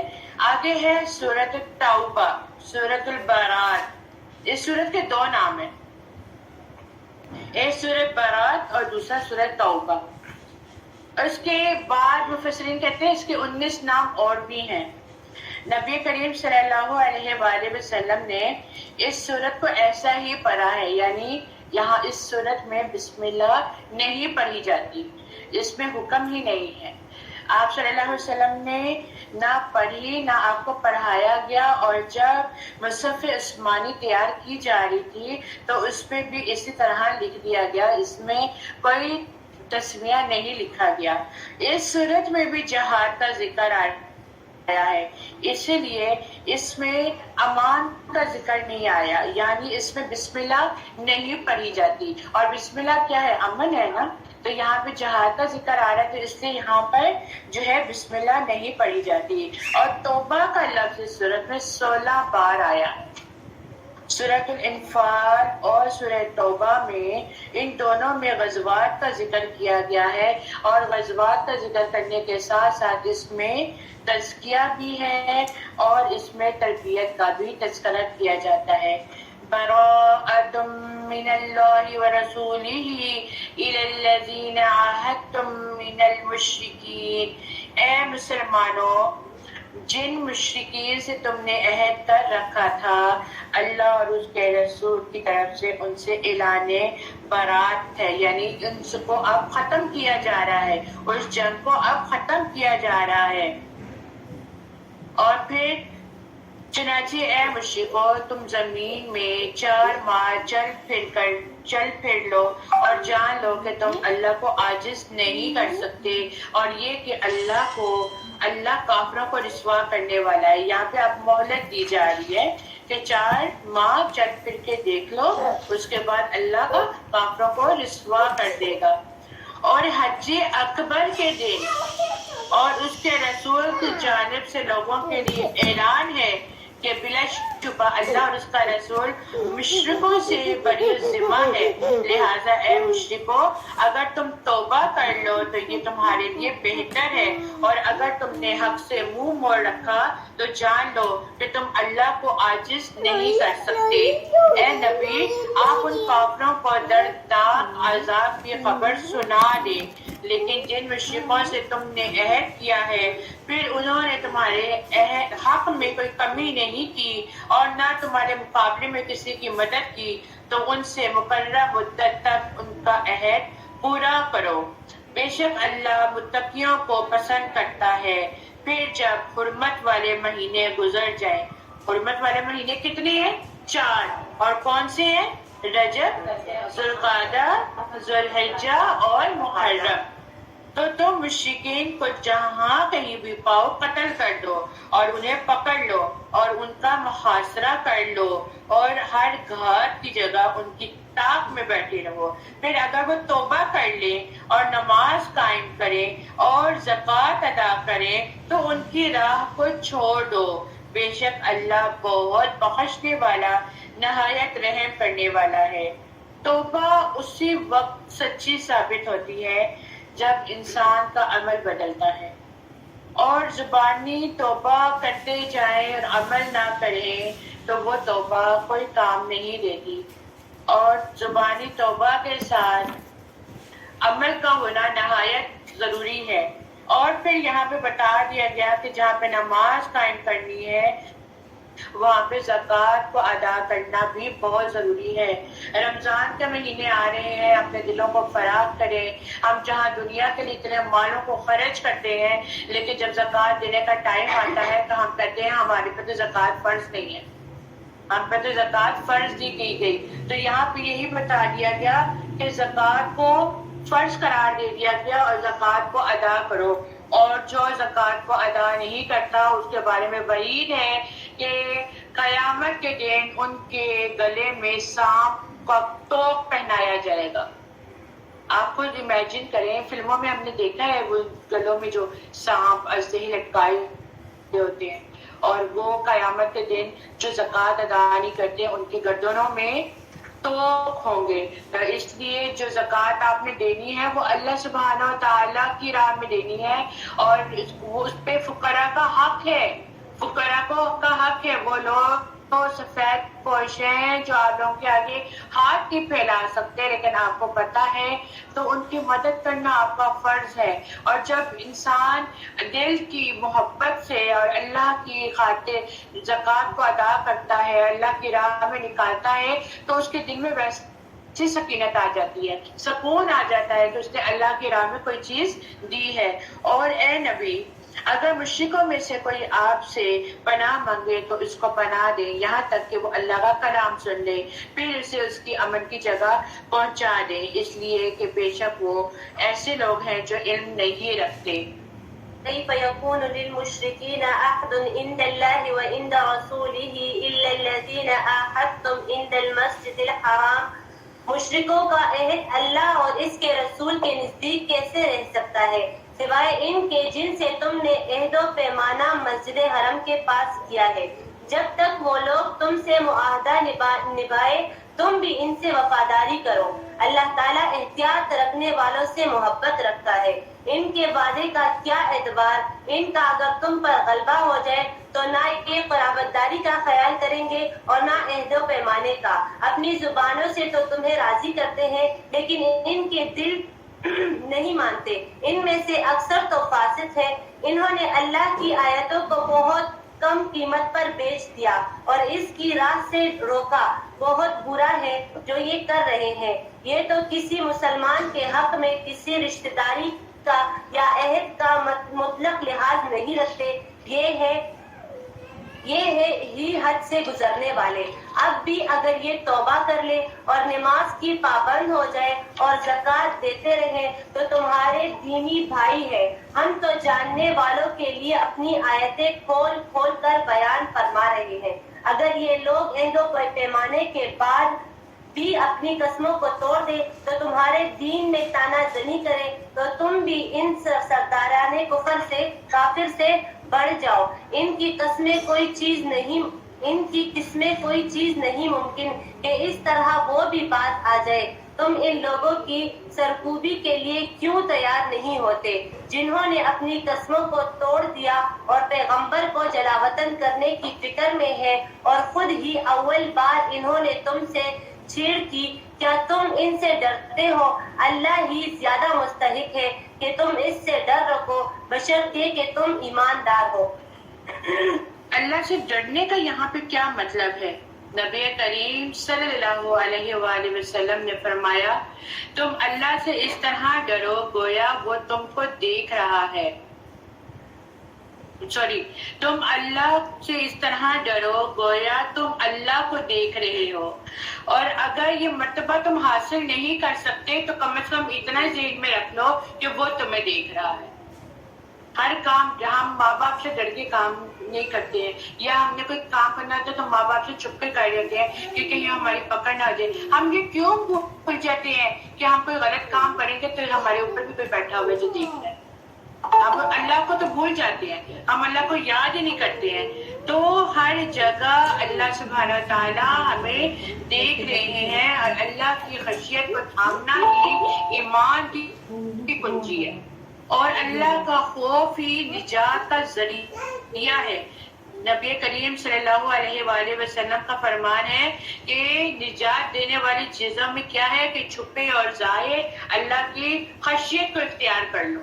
اللہ کا ڈر ہوگا، تقویٰ ہوگا تو ہر برے اعمال سے بچ جائیں گے۔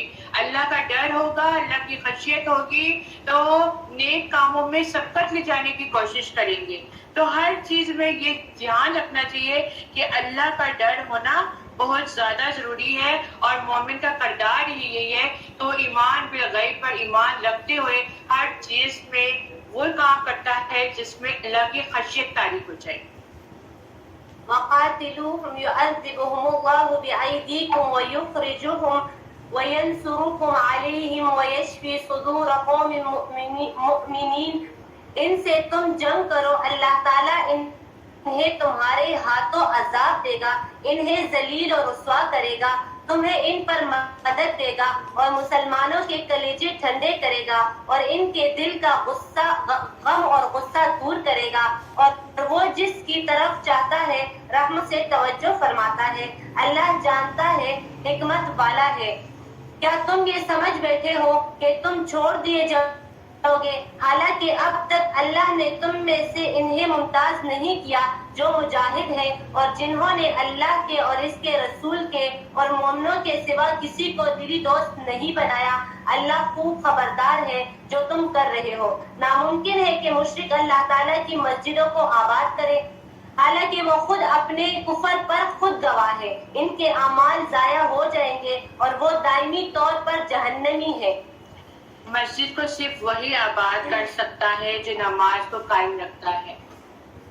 صرف مسجد میں چندہ دے دینا کافی نہیں ہوتا، یا مسجد میں جا کے خوشبو لگا دینا کافی نہیں ہوتا، یا مسجدوں میں جا کے بناؤ سنگھار کر دینا، ڈیکوریٹ کر دینا، پینٹنگز کر دینا، یہ سب کچھ مسجد کو آباد کرنا نہیں ہوتا۔ مسجدیں کیسے آباد ہوتی ہیں؟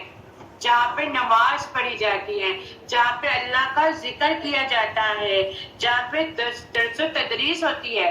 اس وقت بھی آپ مسجد میں ہی بیٹھے ہیں۔ بلا شبہ اس میں کوئی شک نہیں ہے کہ مسجد میں کی صفائی کرنا بہت اولین ہے۔ مسجد میں صفائی کر کے اب یہ نہیں مسجد میں صفائی کر دی تو جھاڑو بھی باہر پڑا ہے اور ڈسٹ بن بھی باہر پڑی ہے، اس کی کوئی ترتیب ہی نہیں ہے۔ ٹھیک ہے، ان چیزوں کا بھی خیال رکھنا ہے۔ اور مسجدوں میں جہاں پر آپ وہاں کی صفائی کر رہے ہیں تو وہاں پہ اجر بھی کما رہے ہیں، اور اجر کمانے کے ساتھ ساتھ اس مسجد میں لوگوں کو درس و تدریس کے لیے بلانا، اس کی دعوت دینا، خود بھی آنا، اس کو آباد رکھنا ہر مومن کا کردار ہوتا ہے۔ اب دیکھیں مسجدیں آباد ہونے والی ہیں، ابھی تک ہمارے پاس ٹائم نہیں تھا۔ ہمارے مردوں کے کاروبار اتنے عروج پر ہوتے ہیں کہ وہ اپنے کاروبار کو تھوڑی دیر کے لیے چھوڑ کے باجماعت نماز پڑھنے کو اہمیت نہیں دیتے ہیں۔ ان کے پاس اتنا ٹائم نہیں ہوتا، وہ کہتے ہیں کہیں گاہک نہ چلا جائے اگر ہم نماز کے لیے چلے گئے تو رزق کون دینے والا ہے؟ رزق دینے والا بھی اللہ تعالیٰ ہی ہے۔ تو ایسے مسجدوں میں جا کر صرف اپنے ہی حصول کے لیے جا کے نماز پڑھ لینا اور اپنا مفاد کے لیے جانا، یہ مقصد نہیں ہونا چاہیے۔ مقصد یہ ہونا چاہیے اس وقت جو آپ لوگ کا یہ مجلس بنی ہوئی ہے نا، اس کو بھی مسجد کا نام دیں۔ آپ لوگ اس وقت بھی مسجد میں بیٹھے ہوئے ہیں۔ مسجد وہ صرف وہ نہیں ہوتی ہے جو صرف مردوں کے سے آباد ہوتی ہے، عورتوں سے بھی آباد ہوتی ہے۔ یہاں پہ بھی دین کی تعلیم دی جاتی ہے، یہاں پہ بھی درس و تدریس کیا جاتا ہے، اور عورتوں کے لیے علم کا حاصل کرنا بہت زیادہ ضروری ہے۔ جہاں پہ دنیاوی علم کے پیچھے عورتیں بھاگتی ہیں، وہاں پہ دین کو حاصل کرنا، آگے آنے والی نسلوں کی تربیت کرنا ہے۔ ہم لوگ کیا کہتے ہیں، ہمارے مرد حضراتوں کا کیا مائنڈ ہے کہ عورتوں کا کیا کام ہے؟ صرف نماز پڑھ لی، قرآن پڑھ لیا، بس یہی کافی ہے۔ ان کو بس چاہیے شوہر کی خدمت کرے اور بچے پیدا کرے اور بچوں کو سنبھالے۔ ٹھیک ہے، یہ بھی ہمارے پرائز میں شامل ہے، اس سے ہم اس کو اگنور نہیں کر سکتے۔ لیکن اگر آپ کو دین کا علم نہیں ہوگا، اگر آپ کو اسلام کے بارے میں ان کی احکامات کا نہیں پتہ ہوگا، کیا بتائیں گے آپ اپنی نسلوں کو؟ کیا بتائیں گے آپ اپنے بچوں کو؟ تو اس لیے دین کا علم حاصل کرنا اور مسجدوں کو آباد کرنا بہت زیادہ ضروری ہے۔ انما یأمر مساجد اللہ من آمن باللہ والیوم الآخر۔ اللہ کی مسجدوں کی رونق اور آبادی تو ان کے حصے میں ہے جو اللہ پر اور قیامت کے دن پر ایمان رکھتے ہوں، نمازوں کے پابند ہوں، زکوٰۃ دیتے ہوں، اللہ کے سوا کسی سے نہ ڈرتے ہوں، یہی لوگ یقیناً راہ یافتہ ہیں۔ یا کیا تم نے حاجیوں کو پانی پلا دینا اور مسجد حرم کی خدمت کرنا اس کے برابر کر دیا ہے جو اللہ پر اور آخرت کے دن پر ایمان لائے اور اللہ کی راہ میں جہاد کیا؟ یا یہ اللہ کے نزدیک برابر کے نہیں ہے، اور اللہ تعالیٰ بے انصافوں کو راہ نہیں دکھاتا۔ جو لوگ ایمان لائے، ہجرت کی، اللہ کی راہ میں اپنے مال اور اپنی جان سے جہاد کیا، وہ اللہ کے ہاں بڑے مرتبے والے ہیں، اور یہی لوگ مراد پانے والے ہیں۔ ان سے ان کا رب خوش ہو گیا، اپنی رحمت کی اور رضامندی کی اور جنتوں کی خوشخبری ہے ان کے لیے، وہاں دائمی نعمت ہے، وہاں یہ ہمیشہ رہنے والے ہیں۔ اللہ کے پاس یقیناً بہت بڑے ثواب ہے۔ یا ایھا الذین آمنوا لا تتخذوا آباءکم واخوانکم اولیاء اے ایمان والو اپنے باپوں کو اور اپنے بھائیوں کو دوست نہ بناؤ اگر وہ کفر کو اسلام سے زیادہ عزیز رکھے. تم میں سے جو بھی ان سے محبت رکھے گا وہ پورا گناہگار اور ظالم ہے. آپ کہہ دیجئے کہ اگر تمہارے باپ اور تمہارے لڑکے اور تمہارے بھائی اور تمہاری بیویاں اور تمہارے کنبے قبیلے اور تمہارے کمائے ہوئے مال اور وہ تجارت جس کی کمائی سے تم ڈرتے ہو اور وہ حویلیاں جنہیں تم پسند کرتے ہو اگر یہ تمہیں اللہ سے اور اس کے رسول سے اور اس کی راہ کے جہاد سے بھی زیادہ عزیز ہے تو تم اللہ کے حکم سے عذاب کے آنے کا انتظار کرو. اللہ تعالیٰ فاسقوں کو ہدایت نہیں کرتا. اس کا کیا مطلب ہے کہ زندگی کے ہر معاملے میں اللہ اور اس کے رسول کو آگے رکھنا چاہیے کیونکہ ہر معاملے میں ان کی قول ان کا خوف ان کی امید ہی اللہ کے سوا کچھ بھی نہیں ہے. ہم اپنے پیرنٹس کو بہت عزت دیتے ہیں, ہم اپنے مال سے بہت زیادہ محبت کرتے ہیں, ہم اپنی تجارت سے بہت زیادہ محبت کرتے ہیں, ان کے پیچھے ہم دین کے کاموں کو پیچھے چھوڑ دیتے ہیں. لیکن اللہ ایمان والے وہ ہوتے ہیں کہ اللہ سے زیادہ اور محبوب چیز ان کے سامنے کوئی بھی نہیں ہوتی. اور جو زبان سے دعویٰ کرتے ہیں تو وہ صرف اور صرف اپنے قول کے ساتھ ہی جھٹلاتے ہیں, اپنے قول کے ذریعے ان کے عمل میں کچھ بھی نہیں ہوتا. تو ہمیشہ یاد رکھیں اللہ اور اس کے رسول کی اطاعت میں اس کی محبت سے زیادہ کوئی چیز آپ لوگوں کو عزیز نہیں ہونی چاہیے. لقد نصركم الله في مواطن كثيرة یقیناً اللہ تعالیٰ نے بہت سے میدانوں میں تمہیں فتح دی ہے اور حنین کی لڑائی والے دن بھی جبکہ تمہیں اپنی کثرت پر ناز ہو گیا تھا لیکن اس نے تمہیں کوئی فائدہ نہ دیا بلکہ زمین باوجود اپنی کشادگی کے تم پر تنگ ہو گئی. پھر تم پیٹھ پھیر کر مڑ گئے. پھر اللہ نے اپنی طرف کی تسکین اپنے نبی پر اور مومنوں پر اتاری اور اپنے وہ لشکر بھیجے جنہیں تم نہیں دیکھ رہے تھے اور کافروں کو پوری سزا دی. ان کفار کا یہی بدلہ تھا. پھر اس کے بعد بھی جس پر چاہے اللہ تعالیٰ اپنی رحمت کی توجہ فرمائے گا.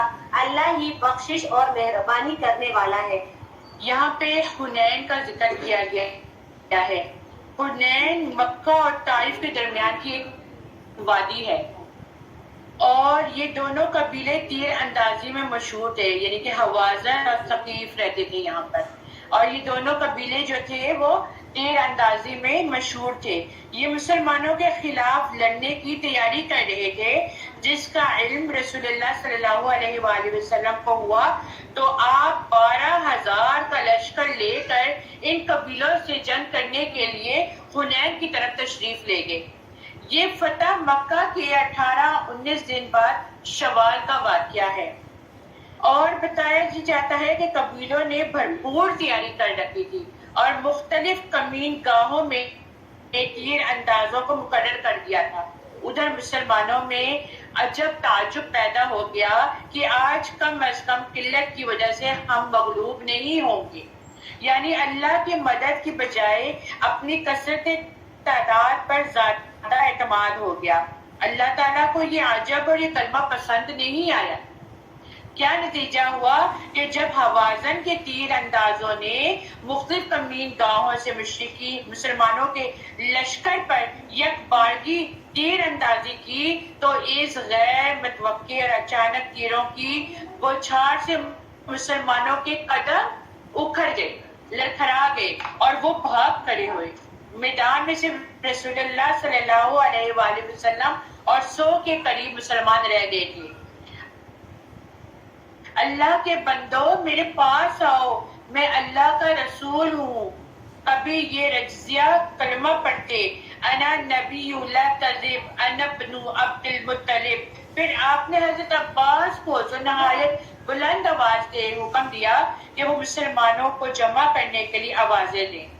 چنانچہ ان کی صدا ان کی ندا سن کر مسلمان بہت زیادہ پشیمان ہوئے اور دوبارہ میدان میں آ گئے اور پھر اسی طرح جم کر لڑنے لگے. تو پھر بلاخر کیا ہوا کہ اللہ تعالیٰ نے ان کو فتح دے دی.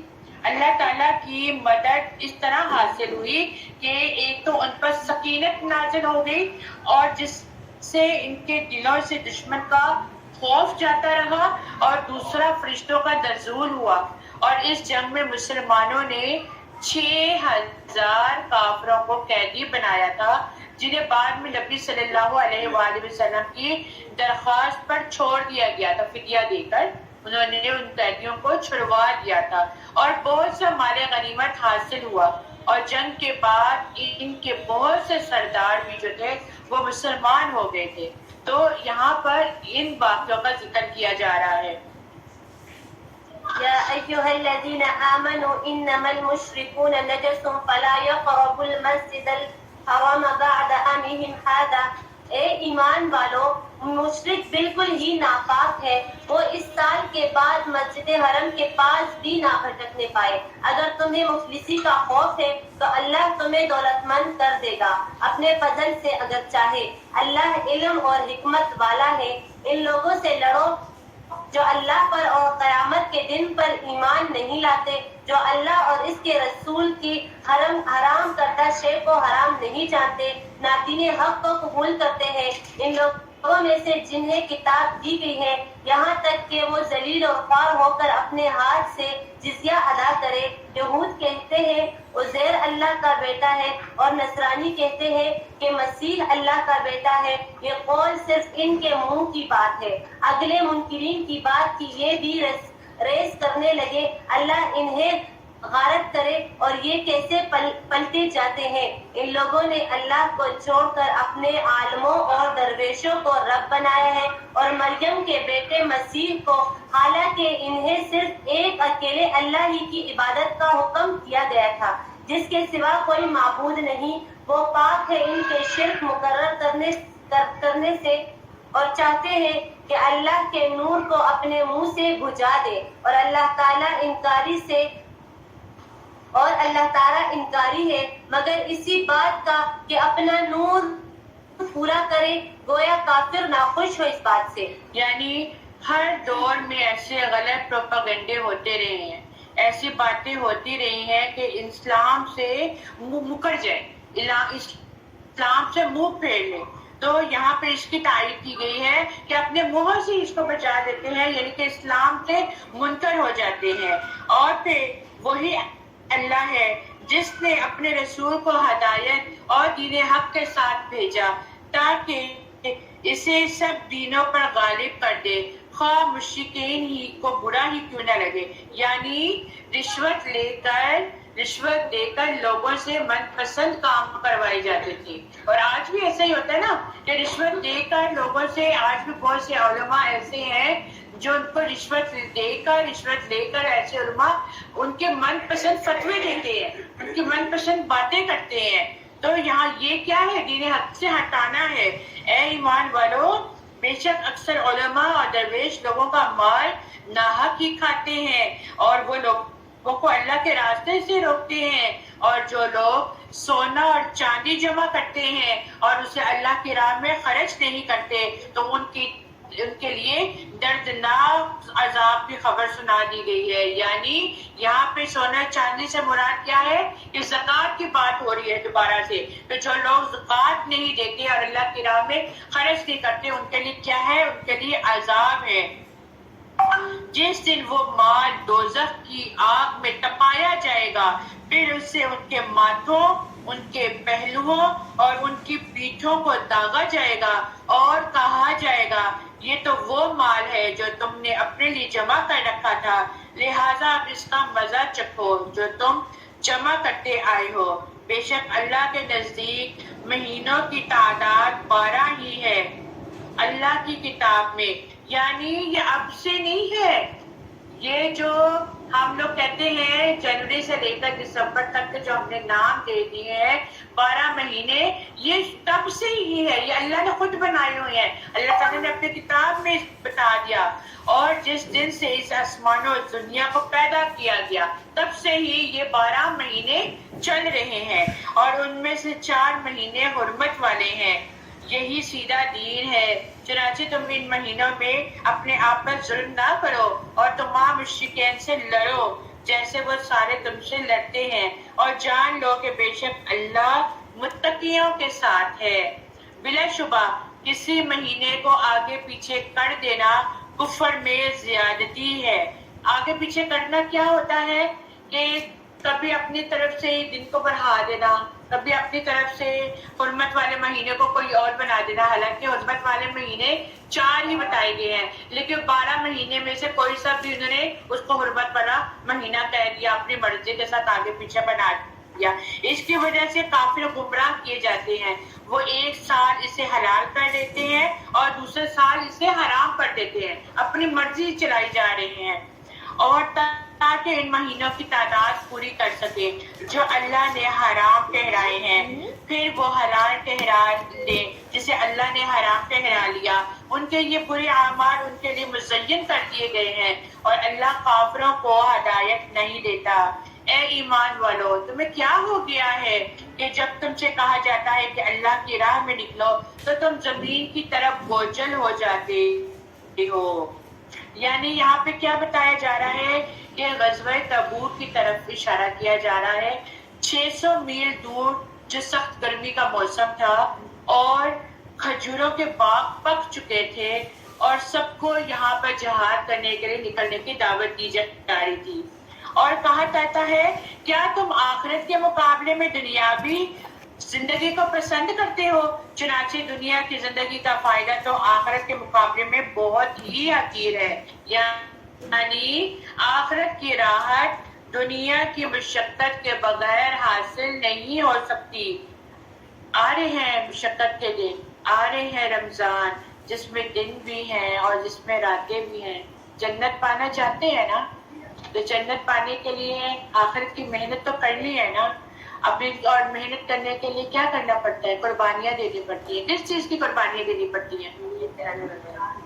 کس کی؟ نفس کی اور جان اپنی کی قربانی دینی پڑتی ہے. نیند کی قربانی دینی پڑتی ہے، کھانے کی قربانی دینی پڑتی ہے، آرام کی قربانی دینی پڑتی ہے.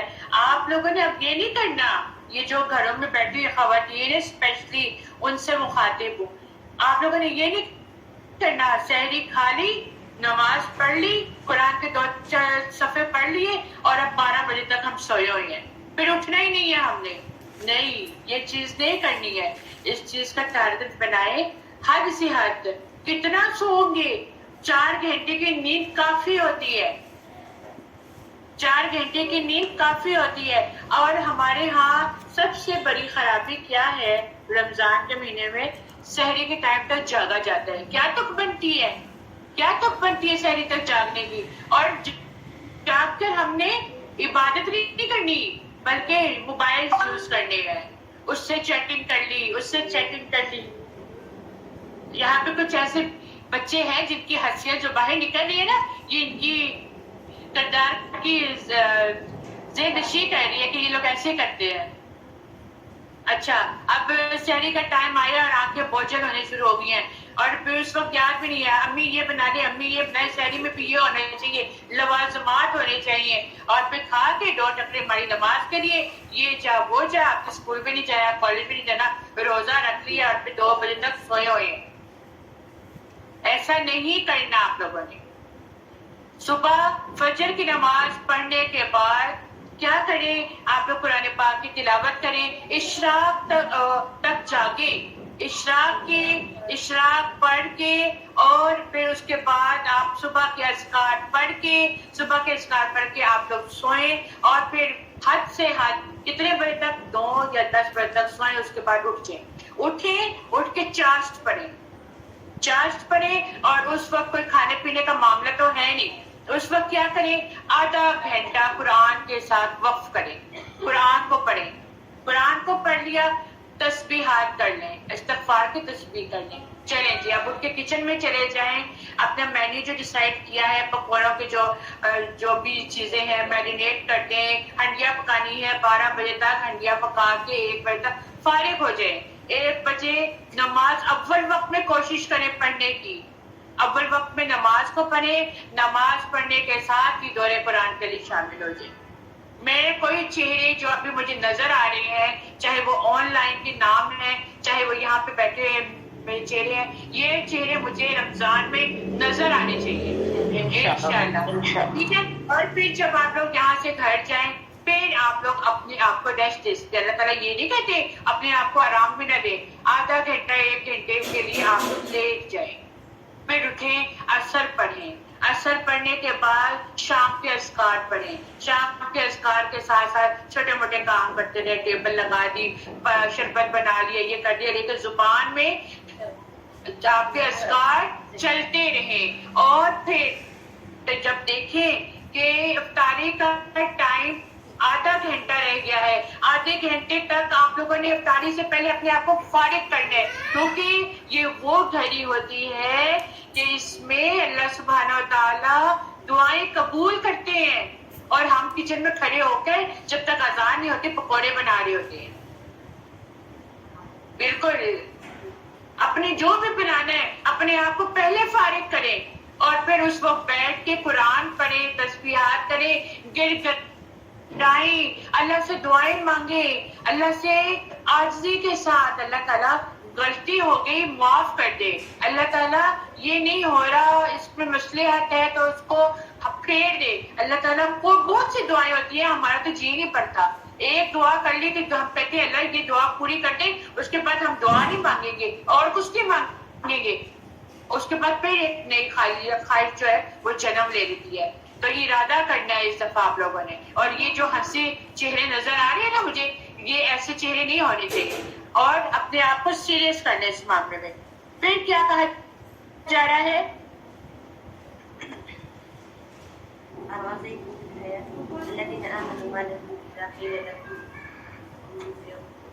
فَمَا مَتَاعُ الْحَيَاةِ الدُّنْيَا فِي الْآخِرَةِ إِلَّا قَلِيلٌ. چنانچہ دنیا کی زندگی کا فائدہ تو آخرت کے مقابلے میں بہت ہی حقیر ہے. دنیا کا فائدہ اتنا ہے اور آخرت کا فائدہ آپ جتنا بھی اپنے ہاتھوں کو پھیلا لیں اس سے کہیں زیادہ ہے. إِلَّا تَنْفِرُوا يُعَذِّبْكُمْ عَذَابًا أَلِيمًا. اور اگر تم نہیں نکلو گے تو وہ اللہ تمہیں دردناک عذاب دے گا اور بدل کر تمہارے علاوہ کسی اور قوم کو لے آئے گا اور تم اس کا کچھ بھی نہ بگاڑ سکو گے. اللہ ہر چیز پر قدرت رکھنے والا ہے. کیا آپ لوگ چاہتے ہیں کہ ہماری جگہ کوئی اور ایسی قوم آ جائے جو اللہ کے دین میں آگے آگے سبقت لے جانے کی کوشش کرے؟ آپ لوگ چاہتے ہیں؟ نہیں چاہتے نا؟ تو اپنے آپ کو تگڑا کر لیں کہ ہم لوگوں نے دین کا کام آگے بڑھ چل کر کرنا ہے.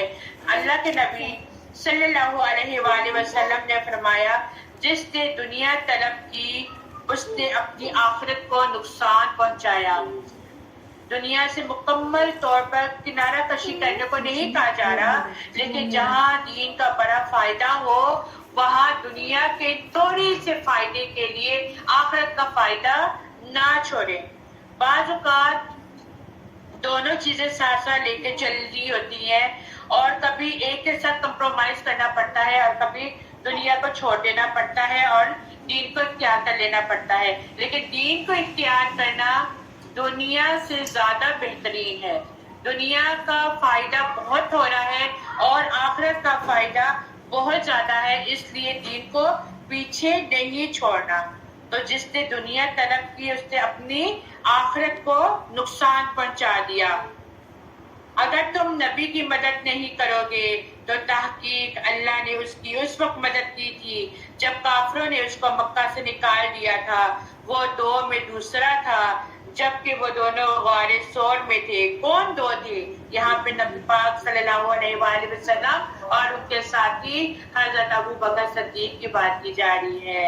اور پھر حضرت ابو بکر بھی انسان تھے نا، تو وہ ڈر گئے تھے کہ ایک دم جو ہے وہ دشمن سر پہ کھڑا ہے.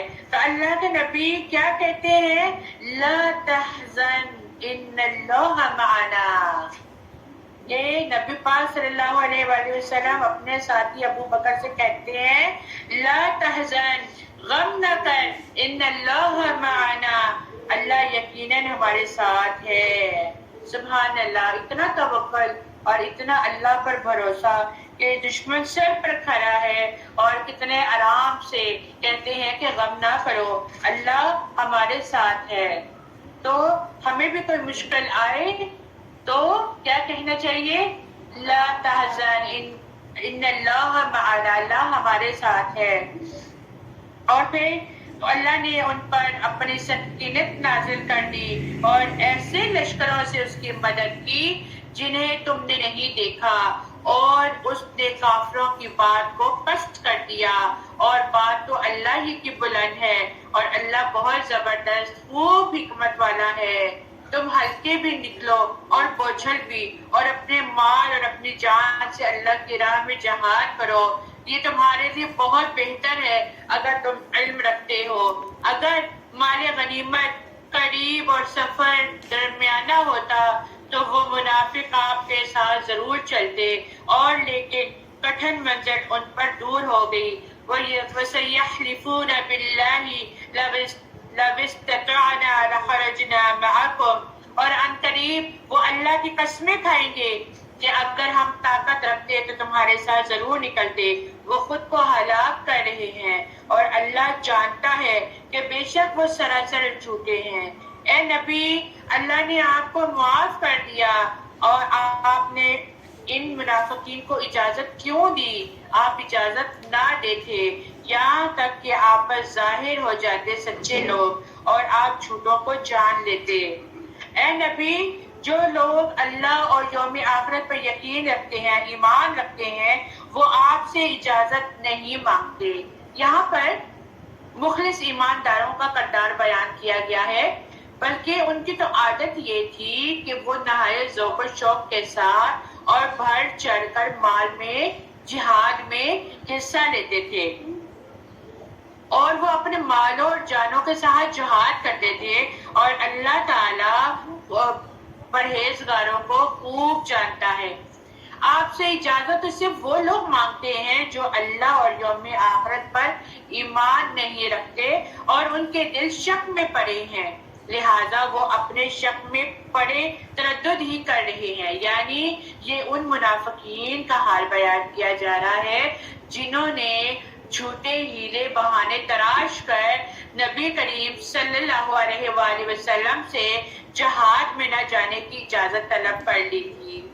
اور ان کی بابت کہا جا رہا ہے کہ یہ اللہ پر اور یوم آخرت پر یقین نہیں رکھتے، اور اگر وہ نکلنے کا ارادہ کرتے تو ان کے لیے کچھ سامان ضرور تیار کرتے، لیکن اللہ کو ان کا اٹھنا پسند نہ تھا، اس لیے اس نے انہیں ہلنے نہ دیا اور ان سے کہہ دیا کہ بیٹھنے والوں کے ساتھ بیٹھے رہو. یہاں پہ لفظ دیکھے فَثَبَّتَهُمْ کا کیا مطلب ہے کہ پیچھے رہنا ان کے لیے پسندیدہ بنا دیا گیا تھا. وہ سست ہو گئے اور وہ مسلمانوں کے ساتھ نہ نکل سکے، اور پھر ان سے کہہ دیا گیا کہ بیٹھنے والوں کے ساتھ بیٹھے رہو. یعنی یہ اسی مشیت الہی کی تعبیر ہے جو تقدیرن لکھی ہوئی ہے یا بطور ناراضگی اور غضب کے رسول اللہ صلی اللہ علیہ وآلہ وسلم کی طرف سے کہا گیا ہے کہ اچھا ٹھیک ہے، تم عورتوں، بچوں، بیماروں اور بوڑھوں کی صف میں شامل ہو کر انہی کی طرح گھروں میں بیٹھے رہو. اگر وہ منافق تمہارے ساتھ نکلتے بھی تو وہ خرابی ہی پیدا کرتے اور تمہارے اندر فتنہ کھڑا کرنے کی خواہش لیے دورے دورے پھرتے، اور تم میں بعض ان کے جاسوس ہیں اور اللہ ظالموں کو خوب جانتا ہے. اے نبی، یقیناً انہوں نے اس سے پہلے بھی فتنہ پھیلانا چاہا تھا اور آپ کے معاملات بگاڑنے کی کوشش کی تھی، یہاں تک کہ حق آ گیا اور اللہ کا حکم غالب ٹھہرا، جبکہ وہ ناپسند ہی کرتے تھے. وَمِنْهُمْ مَنْ يَقُولُ اذْنَ لِي وَلَا تَفْتِنِ، ان میں سے کوئی تو کہتا ہے مجھے اجازت دیجیے، مجھے فتنے میں نہ ڈالیے، آگاہ رہو وہ فتنے میں ہی پڑ چکے ہیں، یقیناً وہ دوزخ کافروں کو گھیر لینے والی ہے. آپ کو اگر کوئی بھلائی مل جائے تو انہیں برا لگتا ہے، اور اگر کوئی برائی پہنچ جائے تو کہتے ہیں ہم نے تو اپنا معاملہ پہلے سے ہی درست کر لیا تھا. پھر تو بڑے ہی اتراتے ہوئے لوٹتے ہیں۔ آپ کہہ دیجئے کہ ہمیں سوائے اللہ کے ہمارے حق میں لکھے ہوئے کہ کوئی چیز نہیں پہنچ سکتی، اور ہمارا کارساز اور ہمارا مولا اللہ ہی ہے۔ آپ کہہ دیجئے مومن کو تو اللہ کی ذات پاک پر ہی بھروسہ کرنا چاہیے۔ کہہ دیجئے کہ تم ہمارے بارے میں جس چیز کا انتظار کر رہے ہو وہ دو بھلائیوں میں سے ایک ہے، اور ہم تمہارے حق میں اس کا انتظار کرتے ہیں کہ یا تو اللہ تعالیٰ اپنے پاس سے کوئی سزا دے تمہیں یا ہمارے ہاتھوں سے ہی تمہیں سزا دے۔ بس ایک طرف تم منتظر رہو، دوسری جانب تمہارے ساتھ ہم بھی منتظر ہیں۔ آپ کہہ دیجئے اے محمد کہ تم خوش ہو یا ناخوش ہو، کسی طرح بھی خرچ کرو، اللہ تعالیٰ اسے ہرگز قبول نہیں کرے گا۔ یقیناً تم بے حکم لوگ ہو، کوئی سبب ان کے خرچ کی قبولیت کی نہ ہونے کی اس کے سوا کیا ہے کہ اللہ تعالیٰ اور اس کے رسول سے انکار کرتے ہیں اور بڑی کاہلی سے ہی نماز کی طرف آتے ہیں اور برے دل سے ہی خرچ کرتے ہیں۔ بس آپ کو ان کے مال اور اولاد تعجب میں نہ ڈالے، اللہ کی چاہت یہی ہے کہ اس سے انہیں دنیا کی زندگی میں ہی سزا دے اور ان کے کفر ہی کی حالت میں ان کی جانیں نکل جائے۔ یہ اللہ کی قسم کھا کھا کر کہتے ہیں کہ یہ تمہاری جماعت کے لوگ ہیں، حالانکہ وہ دراصل تمہارے نہیں۔ بات صرف اتنی ہے کہ یہ ڈرپوک لوگ ہیں۔ اگر یہ کوئی بچاؤ کی جگہ یا کوئی غار یا کوئی سر گھسانے کی جگہ پا لے تو انہیں اس طرف لگام توڑ کر لوٹ بھاگ چھوڑے۔ ان میں وہ بھی ہیں جو خیراتی مال کے تقسیم کے بارے میں آپ پر عیب لگاتے ہیں۔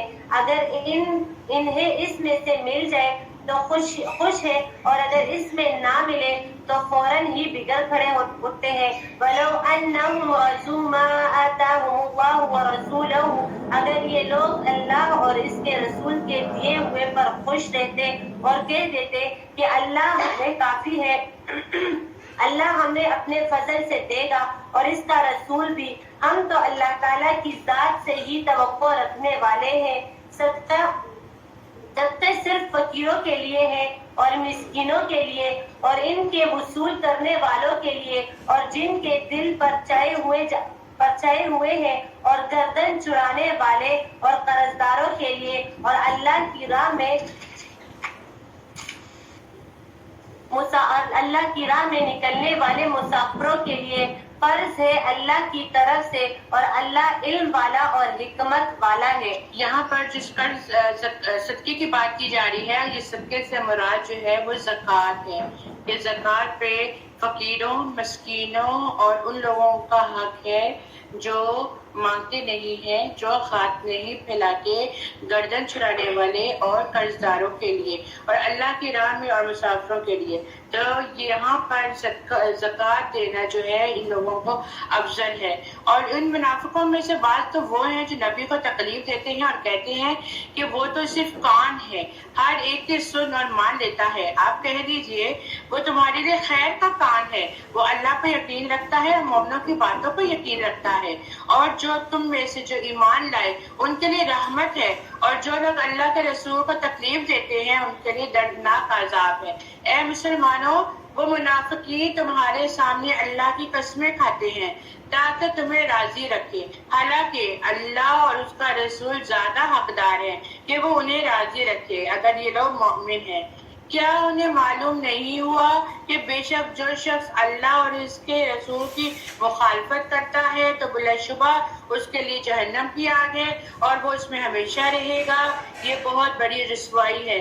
منافقین اس بات سے ڈرتے ہیں کہ ان مسلمانوں پر کوئی صورت نازل کر دی جائے جو انہیں ہر بات بتا دے جو ان منافقوں کے دل میں ہے۔ کہہ دیجئے تم مذاق کرتے ہو، بے شک اللہ وہ باتیں ظاہر کرنے والا ہے جس سے تم ڈرتے ہو، اور البتہ اگر آپ ان سے پوچھیں تو وہ ضرور کہیں گے ہم تو صرف شگر کے طور پہ باتیں اور دل لگی کر رہے تھے۔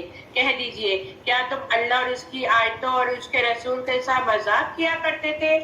اب بہانے مت بناؤ، یقیناً تم نے اپنے ایمان کے ساتھ کفر کیا۔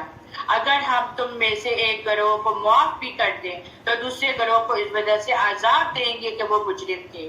منافق مرد اور منافق عورتیں ان کے بعد سے ہیں، یعنی سب ایک جیسے ہیں، وہ برے کام کا حکم دیتے ہیں، نیک کام سے روکتے ہیں، خرچ کرنے سے اپنے ہاتھ روکتے تھے، اور انہوں نے اللہ کو ہی بھلا دیا تھا اور اس نے بھی انہیں بھلا دیا۔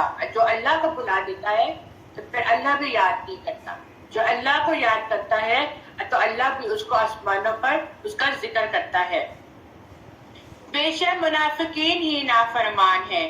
اللہ نے منافق مردوں، منافق عورتوں اور کافروں سے دوزخ کی آگ کا وعدہ کر رکھا ہے، وہ اس میں ہمیشہ رہیں گے، وہ دوزخ انہیں کافی ہے، اور اللہ نے ان پر لعنت کی ہے اور ان کے لیے دائمی عذاب ہے۔ منافقوں، تم ان لوگوں کی طرح ہو جو تم سے پہلے تھے، وہ طاقت میں تم سے کہیں زبردست اور مال اور اولاد میں تم سے کہیں زیادہ تھے، چنانچہ وہ دنیا میں اپنا حصہ برت چکے ہیں، بس تم نے بھی اپنا حصہ برت لیا، جس طرح ان لوگوں نے اپنا حصہ برتا جو تم سے پہلے تھے، اور تم بھی فضول باتوں میں الجھے رہے جس طرح وہ لوگ بھی فضول باتوں میں الجھے رہے۔ یہی لوگ ہیں جن کے اعمال دنیا اور آخرت میں برباد ہو گئے، اور یہی لوگ خسارہ پانے والے ہیں۔ أَلَمْ يَأْتِهِمْ نَبَأُ الَّذِينَ مِن قَبْلِهِمْ قَوْمِ نُوحٍ وَعَادٍ وَثَمُودَ وَقَوْمِ إِبْرَاهِيمَ وَأَصْحَابِ مَدْيَنَ وَمُؤْتَفِكَاتٍ، اور کیا ان کے پاس ان لوگوں کی خبر نہیں آئی جو ان سے پہلے تھے، یعنی قوم نوح اور عاد اور سمود اور قوم ابراہیم اور مدین والے اور الٹی ہوئی بستیوں والوں کی۔ ان کے پاس ان کے رسول کھلی نشانیاں لے کر آئے، پھر اللہ ایسا نہیں کہ ان پر ظلم کرتا، لیکن انہوں نے خود اپنی جانوں پر ظلم کر لیا تھا۔ مومن مرد اور مومن عورتیں آپس میں ایک دوسرے کے مددگار ہیں، وہ نیکی کا حکم دیتے ہیں اور برائی سے روکتے ہیں، نماز قائم کرتے ہیں، زکوٰۃ ادا کرتے ہیں اور اللہ اور اس کے رسول کی اطاعت کرتے ہیں۔ یہی لوگ ہیں جن پر اللہ عنقریب رحم فرمائے گا، بے شک اللہ زبردست حکمت والا ہے۔ اللہ نے مومن مردوں اور مومن عورتوں سے ایسے باغوں کا وعدہ کیا ہے کہ جس کے نیچے نہریں بہتی ہیں، وہ ہمیشہ اس میں رہیں گے، اور سدا بہار باغوں میں پاکیزہ محلات کا وعدہ ہے، اور اللہ کی رضامندی سب سے بڑھ کر نعمت ہوگی، یہی عظیم کامیابی ہے۔ اے نبی، کافروں اور منافقوں سے جہاد کریں اور ان پر سختی کریں، اور ان کا اثر ٹھکانہ دوزخ ہے، اور وہ لوٹ کر جانے کی بدترین جگہ ہے۔ وہ منافقین اللہ کی قسمیں کھاتے ہیں کہ انہوں نے کوئی بات نہیں کہی، حالانکہ انہوں نے ضرور کلمہ کفر کہا تھا، اور وہ اسلام لانے کے بعد کافر ہو گئے، اور انہوں نے وہ کچھ کرنے کا ارادہ کیا جو وہ نہ کر سکے، اور انہوں نے غصہ نہیں نکالا مگر اس بات پر کہ اللہ اور اس کے رسول نے اپنے فضل سے انہیں غنی کر دیا۔ پھر اگر وہ توبہ کر لیں تو ان کے لیے بہتر ہوگا، اور اگر وہ پھر جائیں تو اللہ انہیں دنیا اور آخرت میں دردناک عذاب دے گا، اور ان کا زمین میں کوئی حمایتی اور کوئی مددگار نہیں۔ وَمِنْهُمْ مَنْ عَاهَدَ اللَّهَ لَئِنْ آتَانَا مِنْ فَضْلِهِ لَنَصَدَّقَنَّ وَلَنَكُونَنَّ مِنَ الصَّالِحِينَ، اور ان میں سے بعض تو وہ ہیں جنہیں اللہ سے عہد کیا تھا کہ اگر اللہ نے اپنے فضل سے ہمیں عطا کر دیا تو ہم ضرور صدقہ خیرات کریں گے اور ہم ضرور صالحین میں شامل ہو جائیں گے۔ پھر اللہ نے اپنے فضل سے انہیں عطا بھی کیا تو انہوں نے اس میں بخل کیا اور انہوں نے حق سے منہ موڑ لیا اور وہ عہدے سے پھیرنے والے تھے۔ پھر اللہ نے ان کے دلوں میں نفاق ڈال کر انہیں اس دن تک کے لیے سزا دی جس دن وہ اللہ سے ملیں گے، اس لیے کہ انہوں نے اللہ سے جو وعدہ کیا تھا اس کے خلاف ورزی کی اور اس لیے کہ وہ جھوٹ بولتے تھے۔ کیا یہ لوگ نہیں جانتے کہ بے شک اللہ ان کے بھیدوں اور ان کی سرگوشیوں کو جانتا ہے، اور بے شک اللہ غیب کی باتوں کو جانتا ہے۔ جو لوگ عیب جوئی کرتے ہیں کھلے دل سے خیرات کرنے والے مومنوں پر ان کے صدقات کی بابت اور ان پر جو اپنی تھوڑی سی محنت مزدوری کے سوا کچھ نہیں کرتے تو وہ ان کا مذاق اڑاتے ہیں، اللہ بھی ان کا مذاق اڑائے گا اور ان کے لیے دردناک عذاب ہے۔ یاد رکھیے دنیا میں رہ کر جو دوسروں کا جو دین کا مذاق اڑاتا ہے اور اس کو خاطر خواہ نہیں لے کر آتا تو اللہ تعالیٰ بھی ان کو پسند نہیں کرتے ہیں، اللہ تعالیٰ بھی پھر ان کا مذاق اڑاتے ہیں۔ استغفر لهم ان لا تستغفر لهم، ان کے لیے تو استغفار کر یا نہ کر، اگر تو 70 مرتبہ بھی ان کے لیے استغفار کرے تو بھی اللہ تعالیٰ انہیں ہرگز نہ بخشے گا، یہ اس لیے کہ انہوں نے اللہ سے اور اس کے رسول سے کفر کیا ہے۔ ایسے فاسق لوگوں کو رب کریم ہدایت نہیں دیتا۔ پیچھے رہ جانے والے لوگ رسول اللہ صلی اللہ علیہ وآلہ وسلم کے خلاف اپنے بیٹھے رہنے پر خوش ہے، انہوں نے اللہ کی راہ میں اپنے مال اور اپنی جانوں سے جہاد کرنا ناپسند رکھا اور انہوں نے کہہ دیا کہ اس گرمی میں مت نکلو، کہہ دیجئے کہ دوزخ کی آگ بہت ہی سخت گرم ہے، کاش کہ وہ سمجھتے ہوں۔ تھوڑا سا سوچیں، تھوڑا سا اس چیز پہ لے کر آئے، ہم لوگ ہائی گرمی کہتے ہیں، گرمی آ گئی ہے نا، ہم کہتے ہیں ہائی گرمی، باہر نکلنے کو دل ہی نہیں کرتا، پنکھا بند ہو جائے تو مصیبت آ جاتی ہے، بڑے سے لے کے چھوٹے تک، گرمی گرمی گرمی۔ تھوڑی دیر کے لیے یہ سوچ لیا کریں کہ جہنم کی گرمی کتنی دردناک ہے، تھوڑی دیر کے یہ سوچ لیا کریں، ہنڈیاں پکاتی ہوں نا میں، جب کھانا بناتی ہوں نا، کوکنگ کرتی ہوں تو میں اس کو اینالائز کر رہی ہوتی ہوں کہ جب پانی کے وہ کھانا پکتے ہیں بلبلے اٹھ رہے ہوتے ہیں، اس وقت میں ریئلائز کر رہی ہوتی ہوں کہ جہنم کی جو آگ ہوگی اس میں بھی ایسے ہی بلبلے اٹھ رہے ہوں گے جس میں لوگوں کو پھینکا جائے گا۔ اللہم اجرنی من النار، اللہم اجرنی من النار، اللہم انی اسألک من الجنت الفردوس ونعوذ بک من النار۔ اللہ تعالیٰ سے دعا کیا کرے اللہ تعالیٰ پل صراط سے ہمیں جلدی گزار دیجیے گا، ورنہ پل صراط میں ایسے بھی لوگ ہوتے ہوں گے جو پل صراط سے گزرے ہوں گے، ان کو ادھر سے ہی جہنم کے نیچے گڑھا ہوگا، اوپر پل صراط ہوگی اور نیچے گھرا ہوگا اور اس میں گرتے چلے جائیں گے۔ اللہم اجرنی من النار۔ اور جب گرمی آپ کو محسوس ہو، جب آپ کو گرمی محسوس ہو، لائٹیں نہیں آ رہی ہیں، پنکھا نہیں چل رہا، اے سی نہیں چل رہا، کوئی بات نہیں، اللہ تعالیٰ سے اس پر یہ دعا کر لیا کریں، اللہ تعالیٰ مجھے حشر کی گرمی سے بچانا، اللہ تعالیٰ مجھے دوزخ کی گرمی سے بچانا۔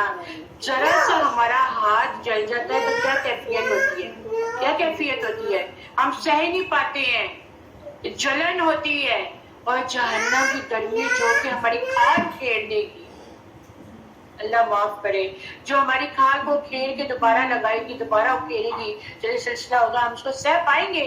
تھوڑا سا امیجن کریں، تھوڑا سا امیجن کریں۔ اور اس گرمی کی دوپہروں میں جب آپ لوگ نکلیں اپنے دین کی خاطر، اللہ کی راہ میں فی سبیل اللہ کی خاطر جب آپ اپنے قدم اٹھائیں تو یہ سوچ لیا کریں کہ اللہ یہ گرمی قیامت کے لیے مجھے جنت کی ٹھنڈک بنا دینا۔ یہ دعا کیا کرے اللہ تعالیٰ سے، اور اپنے بچوں کو بھی اس چیز کی ترغیب دیا کرے۔ ہم لوگ جو بچے کہتے ہیں ہائے گرمی، تو مائیں ایک دم سے پسی جاتی ہیں۔ ماؤں کو اپنے بچوں کی تربیت کرنی چاہیے، کوئی بات نہیں بیٹا آپ یہ دعا کیا کرو اللہ تعالیٰ کہ مجھے اپنی گرمی سے بچانا، مجھے دوزخ کی گرمی سے بچانا۔ اور ہم بڑوں کا بھی کردار یہی ہونا چاہیے، کاش کہ یہ بات سمجھتے۔ چنانچہ انہیں چاہیے کہ وہ تھوڑا ہنسیں اور زیادہ روئیں۔ زیادہ ہنسنا بھی مردہ دل کی علامت ہوتی ہے، اور رونا کیوں؟ اللہ کے آگے عاجزی کے ساتھ رونا، یا اللہ ہمارے گناہوں کو معاف کر دے، یا اللہ جو انجانے میں غلطیاں ہو گئی ہیں اس کو معاف کر دے، عاجزی کے ساتھ ان اعمال کے بدلے میں جو وہ کماتے رہے۔ اے نبی پھر اگر اللہ آپ کو واپس لے آئے ان منافقین میں سے کسی گروہ کی طرف، پھر وہ آپ سے جہاد پر نکلنے کی اجازت مانگے تو کہہ دیجئے تم اب میرے ساتھ کبھی بھی جہاد پر نہیں نکلو گے اور نہ کبھی میرے ساتھ مل کر دشمنوں سے لڑو گے، یقیناً تم پہلی بار پیچھے بیٹھ رہنے پر راضی ہو گئے تھے۔ یہ وہی لوگ تھے جنہوں نے ہیرا بہانی کر کے اجازت لے لی تھی اور پھر جہاد میں نہیں آئے تھے، انہی کی باتیں کی جا رہی ہیں کہ وہ پھر پیچھے رہنے والوں میں سے ہو گئے تھے۔ اور اے نبی ان میں سے جو مر جائے آپ اس کی نماز جنازہ ہرگز نہ پڑھیں اور نہ کبھی اس کی قبر پر کھڑے ہوں۔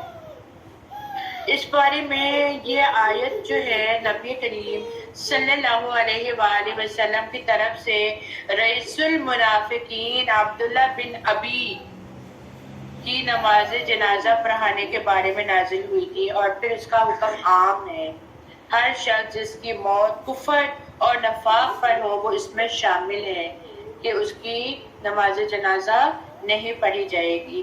اس کے شان نزول یہ ہے کہ جب عبداللہ بن ابی مر گیا تو اس کے بیٹے عبداللہ جو مسلمان اور باپ ہی کے ہم نام تھے، رسول اللہ صلی اللہ علیہ وآلہ وسلم کی خدمت میں حاضر ہوئے اور کہا کہ ایک تو آپ بطور تبرک اپنی قمیض عنایت فرما دیں تاکہ میں اپنے باپ کو اس میں کفنا دوں، دوسرا یہ کہ آپ اس کی نماز جنازہ پڑھا دیں۔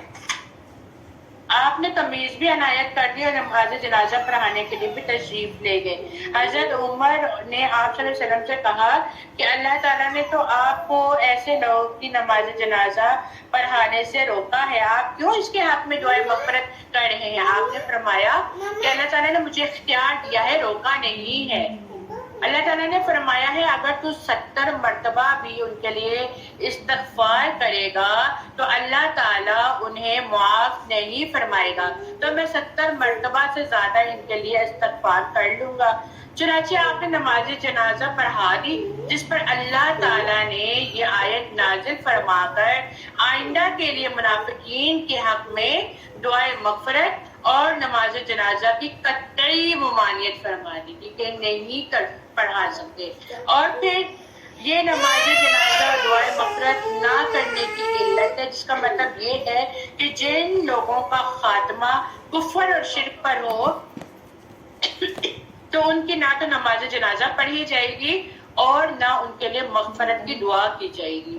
حدیث میں تو یہاں تک آتا ہے کہ جب نبی کریم صلی اللہ علیہ وآلہ وسلم قبرستان پہنچے تو معلوم ہوا کہ عبداللہ بن ابی کو دفنایا جا چکا ہے، چنانچہ آپ نے اسے قبر سے نکلوایا اور اپنے گھٹنوں پر رکھ کر اس پر اپنا لعاب دہن تھوکا، اپنی قمیض اسے پہنائی۔ صحیح بخاری کی حدیث ہے، جس سے یہ معلوم ہوتا ہے کہ جو ایمان سے محروم ہو جاتا ہے نا تو اسے دنیا کی بڑی سے بڑی شخصیت بھی اس کے لیے دعائے مغفرت نہیں کر سکتی ہے۔ اور پھر بے شک انہوں نے اللہ اور اس کے رسول کے ساتھ کفر کیا اور وہ حالت فسق میں مرے، اور اے نبی ان کے مال اور ان کی اولاد آپ کو حیرت میں نہ ڈال دیں، بے شک اللہ تو چاہتا ہے کہ ان کی وجہ سے انہیں دنیا میں عذاب دے دیا جائے اور ان کی جانیں حالت کفر میں نکلیں۔ اور جب کوئی صورت نازل کی جاتی ہے کہ تم اللہ پر ایمان لاؤ اور اس کے رسول کے ساتھ مل کر جہاد کرو تو ان کے دولت مند آپ سے اجازت مانگنے لگتے ہیں اور کہتے ہیں ہمیں چھوڑ دیجئے کہ ہم گھروں میں بیٹھ رہنے والوں کے ساتھ رہیں۔ وہ اس پر راضی ہو گئے کہ پیچھے رہنے والی عورتوں کے ساتھ رہیں، اور ان کے دلوں پر مہر لگا دی گئی، لہٰذا وہ نہیں سمجھتے۔ لیکن رسول اللہ اور جو لوگ اس کے ساتھ ایمان لائے انہوں نے اپنے مالوں اور اپنی جانوں کے ساتھ جہاد کیا اور بھلائیاں بھی کی، اور بھلائیاں بھی انہی لوگوں کے لیے ہیں اور یہی لوگ کامیاب ہیں، فلاح پانے والے ہیں۔ اللہ تعالیٰ نے ان کے لیے ایسے باغات تیار کر رکھے ہیں جن کے نیچے نہریں بہتی ہیں، وہ ان میں ہمیشہ رہیں گے، اور یہی عظیم کامیابی ہے۔ اور دیہاتوں میں سے بہانے باز آئے کہ انہیں اجازت دی جائے، اور وہ لوگ بیٹھے رہے جنہوں نے اللہ اور رسول سے جھوٹ بولا۔ ان میں سے جن لوگوں نے کفر کیا انہیں جلد ہی دردناک عذاب آ پکڑے گا۔ ضعیفوں اور بیماروں پر اور جو لوگ کوئی چیز نہیں پاتے وہ خرچ کریں، ان پر پیچھے رہنے میں کوئی گناہ نہیں، جبکہ وہ اللہ اور اس کے رسول کے لیے خیر خواہی کرتے ہیں۔ نیکی کرنے والوں پر گرفت کی کوئی راہ نہیں، اور اللہ بہت بخشنے والا نہایت رحم کرنے والا ہے۔ اور اے نبی نہ ان لوگوں پر کوئی گناہ ہے جو آپ کے پاس آئے کہ آپ انہیں سفر جہاد کے لیے سواری دیں، اور آپ نے کہا میرے پاس کوئی سواری نہیں، تو وہ اس حال میں لوٹ گئے کہ ان کی آنکھیں آنسو سے بہہ رہی تھیں اور ان کے پاس کچھ نہیں تھا جسے وہ اللہ کی راہ میں خرچ کریں. کوئی ایسے بھی ہوتے ہیں جو اللہ کی راہ میں نیک کام کرنا چاہتے ہیں اور ان کو اجازت نہیں دی جاتی تو ان کا حال کی کیفیت کیا ہوتی ہے, تو ان کے دل گرفتہ ہو جاتے ہیں, آنسو بہنے لگتے ہیں. اے نبی, گرفت کی راہ ان لوگوں پر ہے جو آپ سے رخصت مانگتے ہیں, حالانکہ وہ مالدار ہیں. وہ اس بات پر راضی ہو گئے کہ پیچھے گھروں میں رہنے والی عورتوں کے ساتھ رہیں, اور اللہ نے ان کے دلوں پر مہر لگا دی, چنانچہ وہ نہیں جانتے. وآخر دعوانا الحمدللہ رب العالمین. سبحان ربک رب العزت عما یصفون وسلام علی المرسلین والحمد للہ رب العالمین. ربنا تقبل منا انك انت السميع العليم وتب علينا انك انت التواب الرحيم. سبحانك اللهم وبحمدك نشهد ان لا اله الا انت ونستغفرك ونتوب اليك. السلام علیکم ورحمۃ اللہ وبرکاتہ. وعلیکم السلام. چلیے آئے درخت لگا لیں. جی